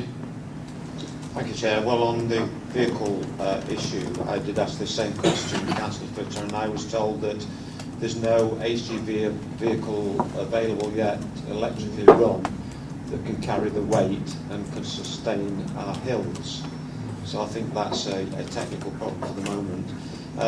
I just want to say, members, please, that we've said earlier, and Councillor Flitter said it as well, we are in a really safe pair of hands, and you can see the enormity of the task that this authority faces, and it really does punch above its weight with what it does, particularly on capital spending. But hopefully you can see from this report, and I do recommend that you do return to it from time to time and refresh where we're at, what we've got to do, what we can do, what we can't do. So thank you very much, Karen. Councillor Pawley. Yes, thank you, Chair. I've got two questions. On page 28, 2.6, the final year-end position, could you clarify for me why it is we've got a deficit of £146,000 this year when we had a surplus of 357 last? I mean, that's the first question. And then on the table on page 31, the first item there is social housing grant to Cromford and Matlock Bath. delayed due to difficulty in identifying a suitable site. Is anybody able to say what we're doing to try to find a suitable site, please? Karen or Tim? I can certainly answer the first question about the collection from deficit. So we have to account separately for the council tax and the business rates that we collect, and as you know, we collect those on behalf of several organisations. And a deficit will arise because effectively we set a council tax, and so do the other preceptors. They all set their council taxes in March for the coming financial year, and in doing that we make an estimate of what might be collected based on the types of property, what council tax band they fall into, the numbers of properties. It includes an adjustment for people that get council tax support. It includes adjustments for all the various discounts and reliefs that they can get. So obviously during the year the position could change quite a lot. Sometimes we get more income than we expect, that would be a surplus, and sometimes you get slightly less income than we expect. And that's the reason why we'll get a surplus or a deficit. And similar applies to business rates. Councillor Martin Burford, please. Thank you, Chair. Other questions? Is nobody able Oh, sorry, beg your pardon. Right, nobody can answer the second.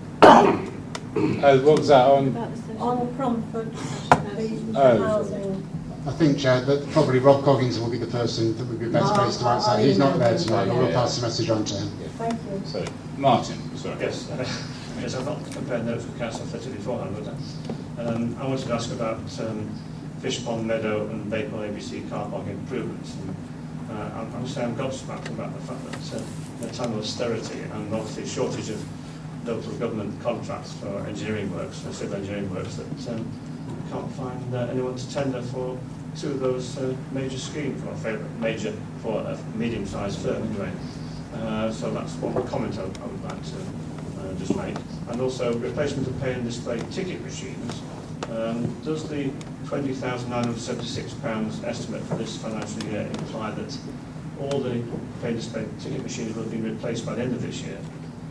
And then going further down the Holleys Park Ranger Station, I thought all the works there had been completed, and yet there's £17,893 down for this current year. So are there still works to be completed? You can answer that, Tim or Karen? The figure in relation to the Ranger Station relates to our outstanding insurance claim. Thank you very much. So no more questions or comments. It's been moved and seconded. All those in favour, please show. Thank you very much. Moving on to local projects funds, and Tim's going to take that in. Missed one. I beg your pardon.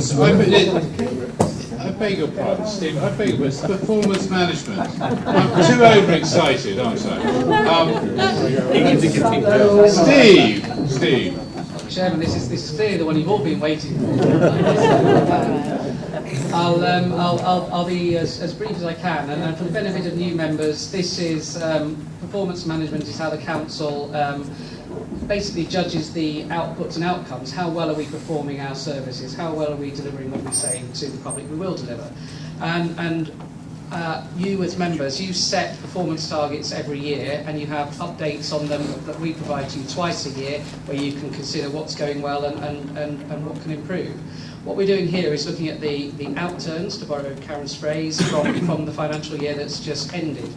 And in that year we had 29 performance indicators that we report to members. You should be aware that in our service plans we have many hundred more, but the ones that we actually monitor specifically for reporting to members, there's 29. And out of those, it's good news. 22 of them were either fully or partly achieved in the time available, which was very good. And one highlight that I could perhaps mention, there's a few in paragraph 3.5, but another one is perhaps on payment of invoices. One of the things we measure is how quickly we pay our invoices to our suppliers. Our suppliers are usually small businesses in the Derbyshire Dales, so it's important that we pay them quickly. And the figure in the table shows that in excess of 99% of our invoices are paid on time. And on time, the target for that is within 30 days. it may surprise and please members to know that in reality we pay our invoices on average a lot quicker than that, and so far this financial year we're paying invoices in less than 6 days on average. So that's an example of the sorts of things we measure that show how we're trying to do things for our customers in as quick and efficient way as possible. There are 6 areas in the report, Chairman, where targets weren't met in full last year, and they're set out in paragraph 3.6. They were all flagged up to members at the last council meeting on the 7th of March, so there should be no surprises there, but we can elaborate on them if required.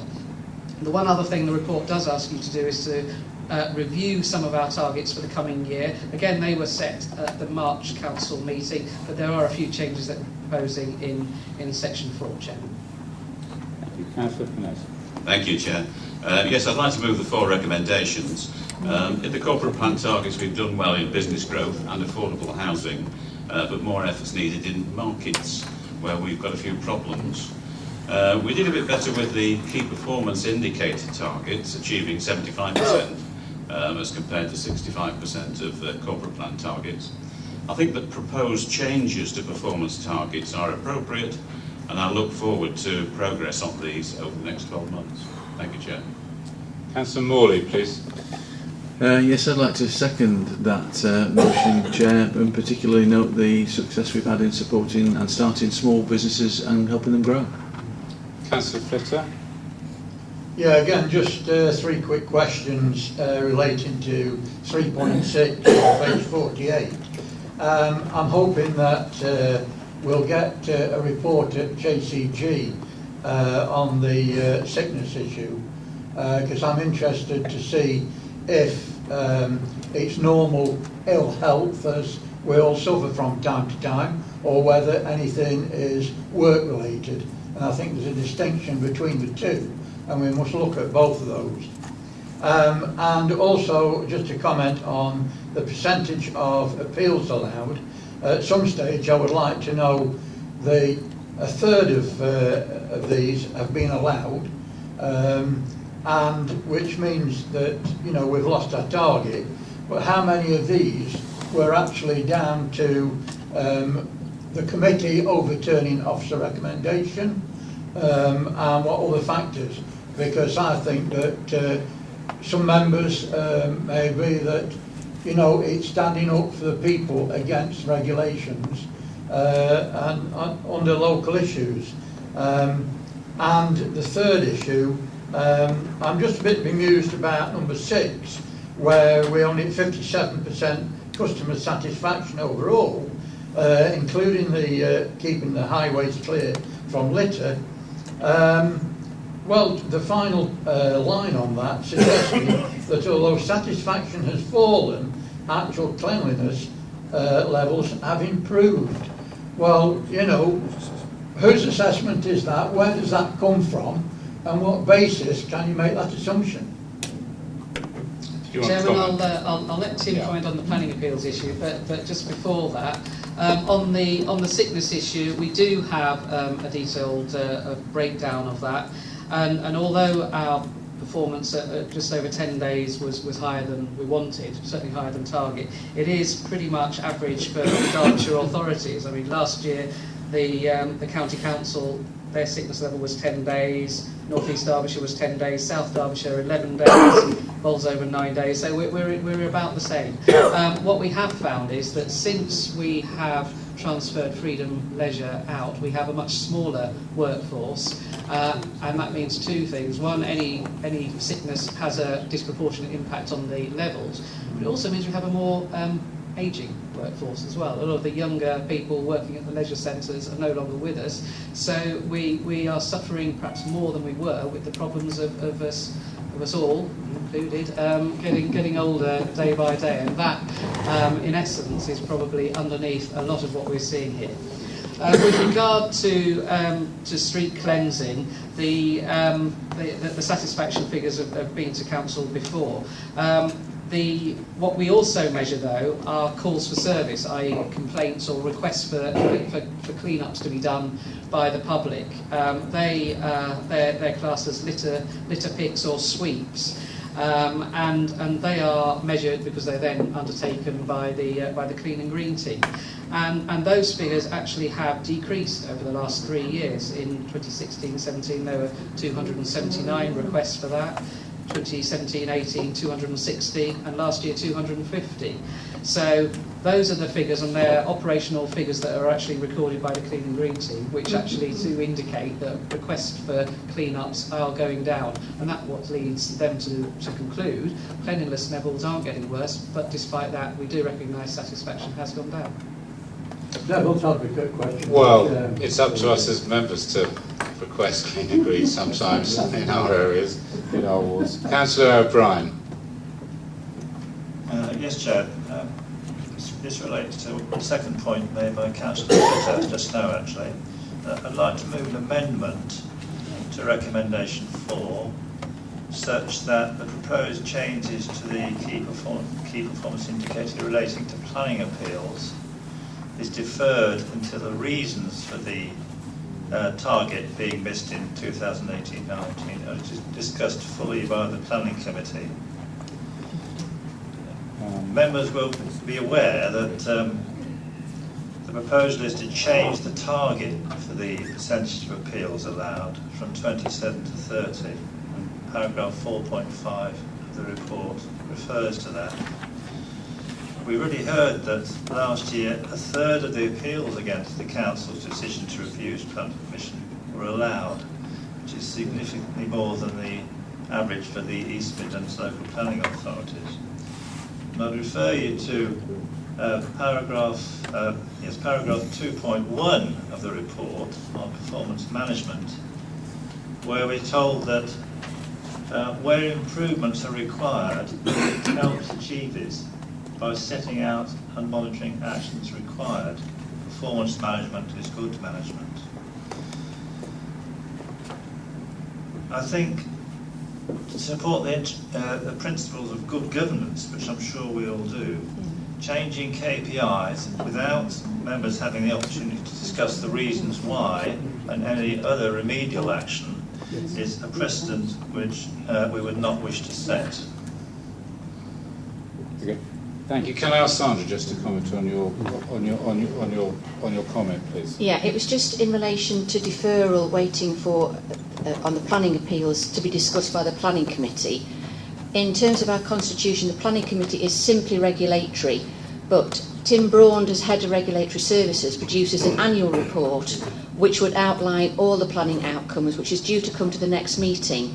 So if Councillor O'Brien is prepared to accept that, there will be a full and thorough breakdown of the planning appeal process. Well, I respectfully suggest that's a discussion. As I said, that is a discussion which we should have before agreeing to a change in the key performance indicators. And I would also say that the annual report last year on planning appeals defined them differently from the way that they are defined by the key performance indicator, which I think is rather confusing. Perhaps, Chair, if I could answer Councillor Flitter's question about the planning figures, which we missed at that stage. The figures that we're talking about here are those appeals against planning decisions. Okay, so these are actual planning applications that were determined that the Council chose to refuse, went to appeal, and the inspector decided to allow those appeals. The total number of applications that we're talking about there is 18 for the whole of the year, of which 6 were overturned by the planning inspector. Of those, 5 were delegated decisions by officers and 1 was a committee overturn. Okay, so anticipating that a member might ask that question, I did prepare those figures. 12 applications, in 12 cases, the decision of officers and committee was upheld. So you know, that's the kind of figures that we're talking about. They're obviously relatively small numbers overall, and this council has long had a policy of trying to stand up for good development and try and make sure that the best development can be obtained. That sometimes means taking a stance against things that are considered to be unacceptable. It means sometimes taking a risk with the planning inspector. Planning inspectors are human beings and have sometimes different opinions to our officers and our members. The figure that's reported in this report is not dissimilar to those that have gone before. It is a figure that is proved to be difficult to achieve. It's also worth noting, I say this most years, that it's not the same as the national planning indicator, which uses a different denominator. What we're looking at here is the denominator is the total number of applications that go to appeal. What we're looking at the national indicator is the total number of applications determined, so a much larger number. In relation to Derbyshire Dales, for the national indicators, on major applications, our successful appeals stand at 3.5%, so a relatively low number. For minor applications or non-major applications, they stand at 1.5%, so we're very, very successful in those areas, and that's just perhaps worth bearing in mind in relation to the figures reported here. Okay, I hope that answers your question. Thank you. Who have I got next? I've got Councillor Ratcliffe. Yes, thank you, Chair. Very briefly, Councillor Flitter echoed my sentiments exactly over paragraph 3.6, item 6, about the cleanliness of Derbyshire Dales and the dissatisfaction that appears to be registered by residents. It does put me in mind of something that I was going on about a few years ago, which were these self-congratulatory stickers that were on litter bins saying 97% of whatever it was litter free, and it was patently obvious that it wasn't. Incidentally, I walked out the main door this evening only to find a plastic bag of all things floating around when there's a litter bin not 12 foot away. But the point of my comment really is to say that, you know, I don't think residents should be expecting us to go around cleaning up after them. Whilst that may be a service that we offer, at the end of the day, a bit like climate change, it's all our responsibility to keep our environment litter free. And I would suggest that maybe that's something we could look at in the not too distant or the near future, another promotion campaign about the responsibility to put your litter in the bin, the receptacle that's provided. Or indeed, perhaps not make any litter in the first place. But I think there's things contained, as I say, within that paragraph that need to be thought about and addressed. I've got Councillor Raw, please. Yes, I was just looking at the a survey about sickness levels in the Office of National Statistics. And our sickness levels are pretty high. The average for local government is 4.1, and we're suggesting increasing our performance target. And it's a bit like what Peter's saying. I don't understand the reasons why we'd be doing that when the national trend is the sickness levels are lowering. I think we should be asking questions about why ours are increasing. Is it because we're not supporting, you know, our employees' well-being in terms of flexibility and working environments, etc. So I think to increase the target might mean we perform better, but we need to be asking why. Steve. Thank you, Chairman. The average across East Midlands authorities has risen from 8.6 days on average 4 years ago to 9.1 now. So we are slightly ahead of that average, but not far. In terms of the substantive and very important point that Councillor Raw makes, which is about managing sickness absence, and that is indeed a delicate balance between supporting staff who are unable to work and ensuring that the job gets done. And it is a difficult balance. And it's something that this council takes very seriously. We have, in the last year, instituted additional measures on health and well-being for our staff. We actually ran a health and well-being week in November last year. And that's something that worked very well, and that's something that we'll be looking to do again. Other things we do to support staff include we do give free anonymous referrals to counselling services. Derwent Rural Counselling does a good job for us there. We've done mental health awareness training, and we've got mental health champions and mental health first aiders trained in the building. We've run, as well as counselling, we've run counselling workshops for other people. We've run craft workshops and reflexology sessions. We have a very active Walking for Health group. We have members of staff in this room who are very active in yoga as well. So there is a lot that we do to support staff, and also, of course, we've got the option of referrals to the Occupational Health Service, which the County Council currently provide for us. So, of the absences that we have, a relatively small number are for work-related illnesses. However, as I mentioned to Councillor Fritter earlier, we do have an ageing workforce, and the work-life and home-life balance is an important one. So we're very aware of that. We do monitor it closely, and as Councillor Fritter says, it's something that the Joint Consultative Group do also keep a close eye on.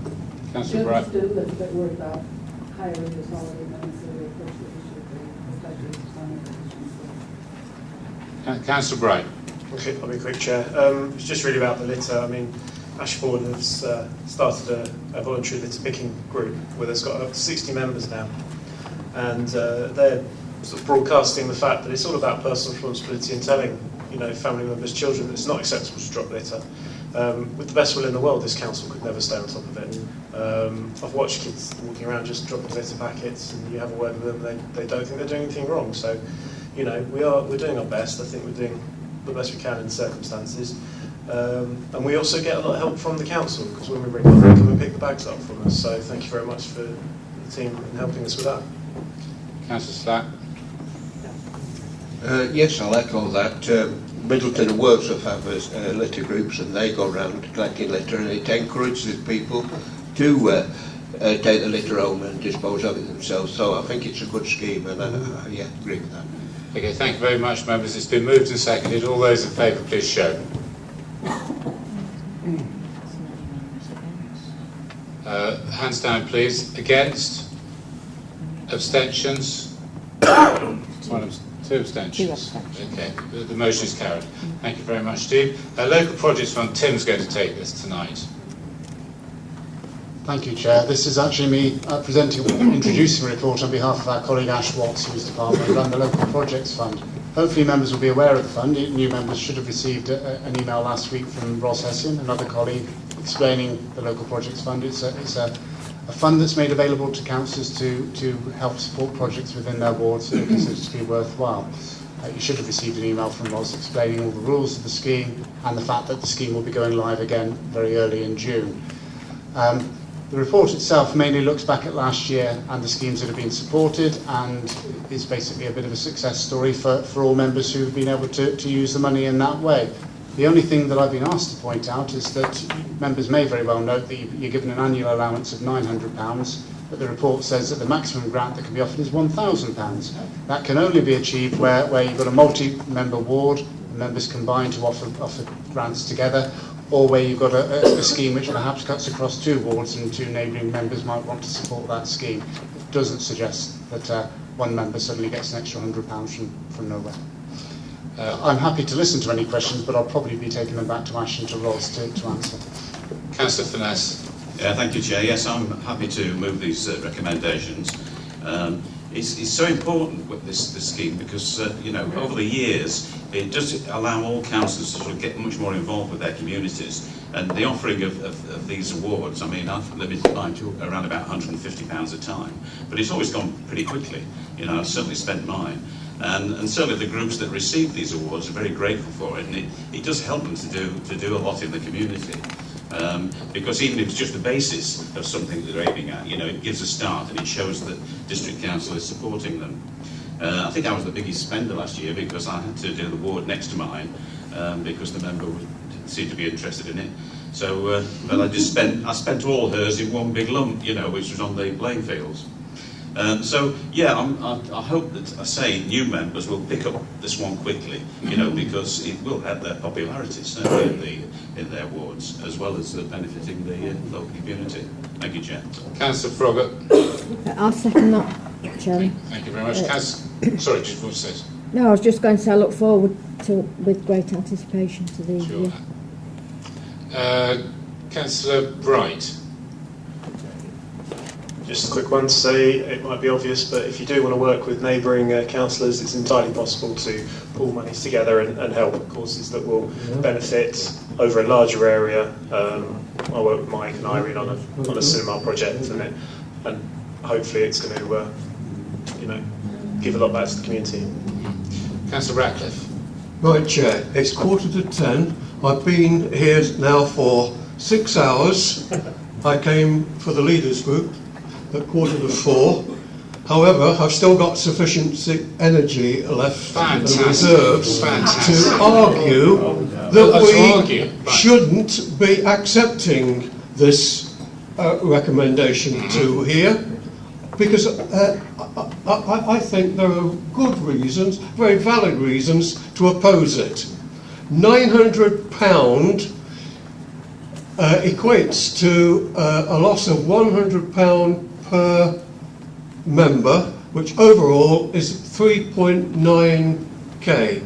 It's a small amount that we're saving, and it's a saving to the detriment, I feel, of the Derbyshire Dales and the engagement that we pride ourselves upon, that we make with our communities and our residents. You've only got to look at the outcomes from last year, or indeed from previous years when this was operating, to show the good work that has been achieved and the value that it engenders and the way it's received by our residents. It's penny pinching in my mind. It's a small sum that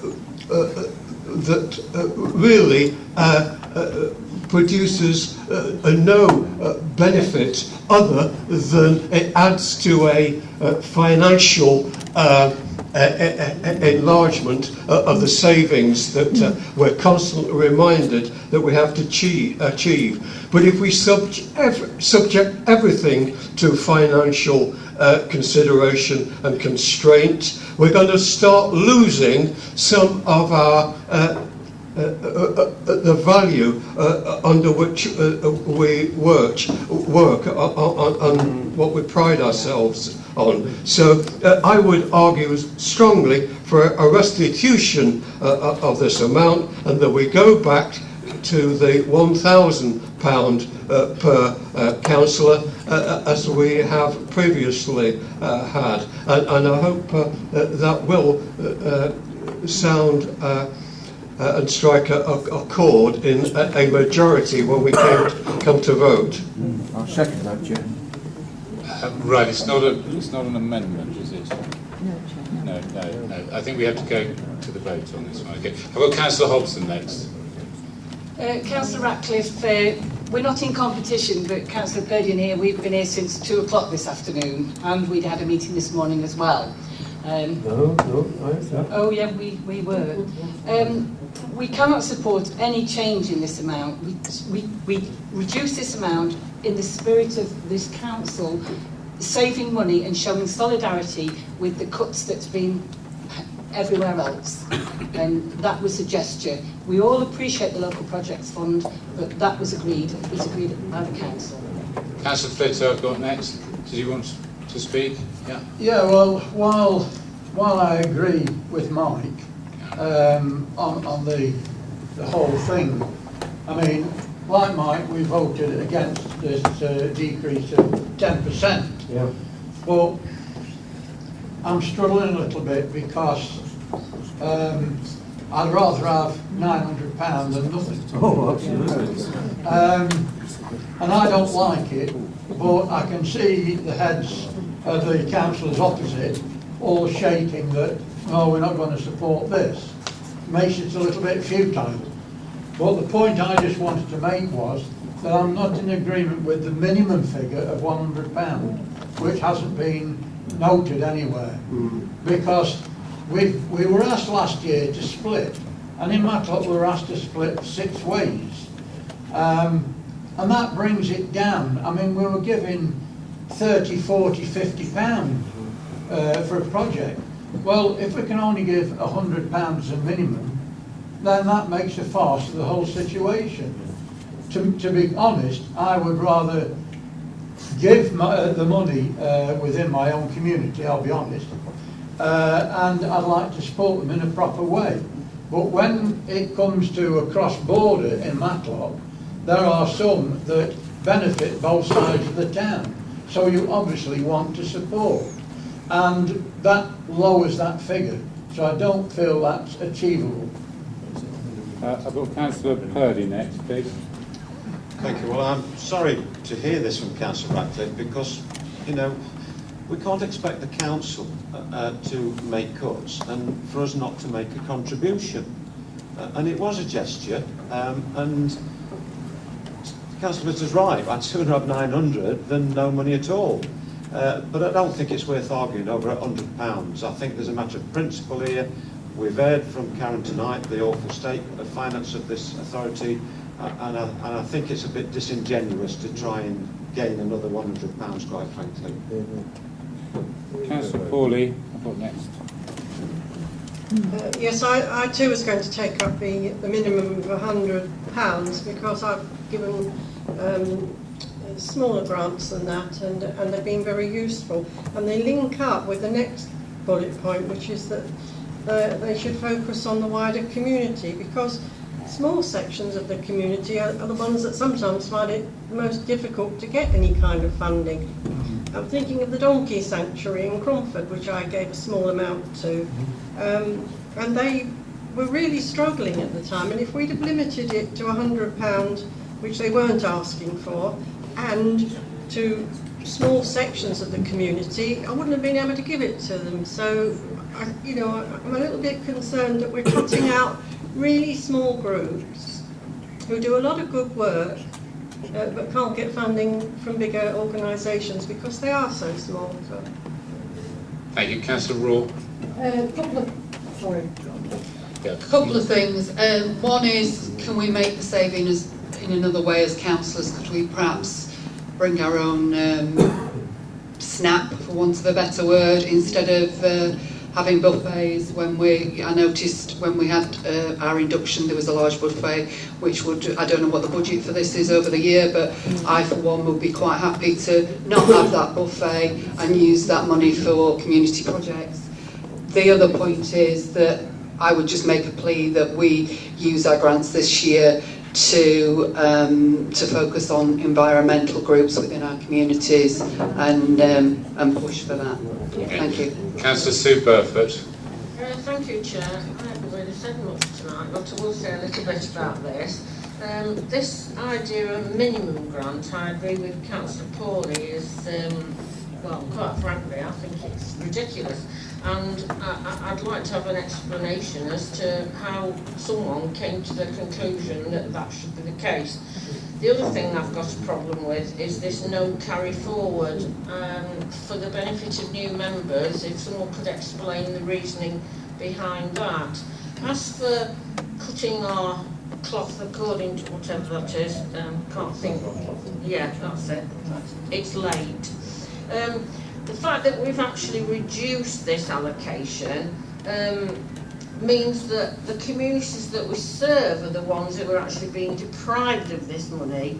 The money that we're given for the local projects fund goes to the community, so I can't see the correlation of talking about we've got to cut our costs. This is for our communities, and I'm absolutely certain that they welcome what we give them. Well, I know they do, but I just cannot see any justification for this minimum grant. Councillor Rose next. I was looking at minute 418 of the March meeting where this matter was discussed thoroughly, and the points that some members are making seem to have short-term memories, is that those particular points about the 100 minimum grant and the 900 allocation was passed unanimously. No, it wasn't. Oh, probably well it was, because you approved the minutes that say unanimously. It's a bit late, Councillor Ratcliffe. It's not by me. Nice to know that we can have an argument again. To be saying that, that this is the case. Look, the situation was we agreed through the Leaders Advisory Group, which I chaired at the time, that we needed to set an example in trying to reduce costs. And I think this is a very modest thing, which the Council agreed to unanimously only 2 months ago. We can't have our cake and eat it, for goodness sake. Okay. Councillor Slack, you're last on this. Thank you. Thank you, Chair. I think this local project fund is one of the best things we operate. I mean, members are at ground level. They know it. They know their communities. They know people what require money, charities and so forth. And it is the best way of giving to the community. There's other ways of which we could take money from, which operate by other companies for us. But if it was left to the members, you would get better results all round. Everyone who applies to us is very pleased to get our support, and it is good for the district council. I mean, there's no better way of the members giving the money in their local area. So when it was reduced to 900, it took 10% away, and now with increasing costs, it's even less value than what it was. So, okay, I'm not pleased with it. Okay.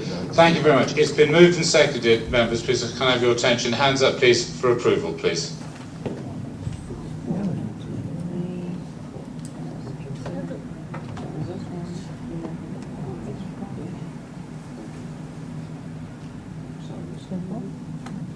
Hands down, and those against?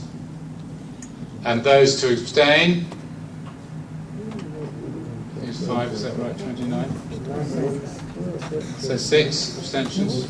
So the motion's been carried. Thank you very much. The sealing of documents, Councillor Wakeman, would you like to move the sealing? And Councillor Lees, would you like to second? Yes, I'll second. Okay, all those in favour of the sealing of documents? Thank you very much. Thank you everyone tonight for your patience. Wild Dresses is on till June the 5th. Thank you. Good night.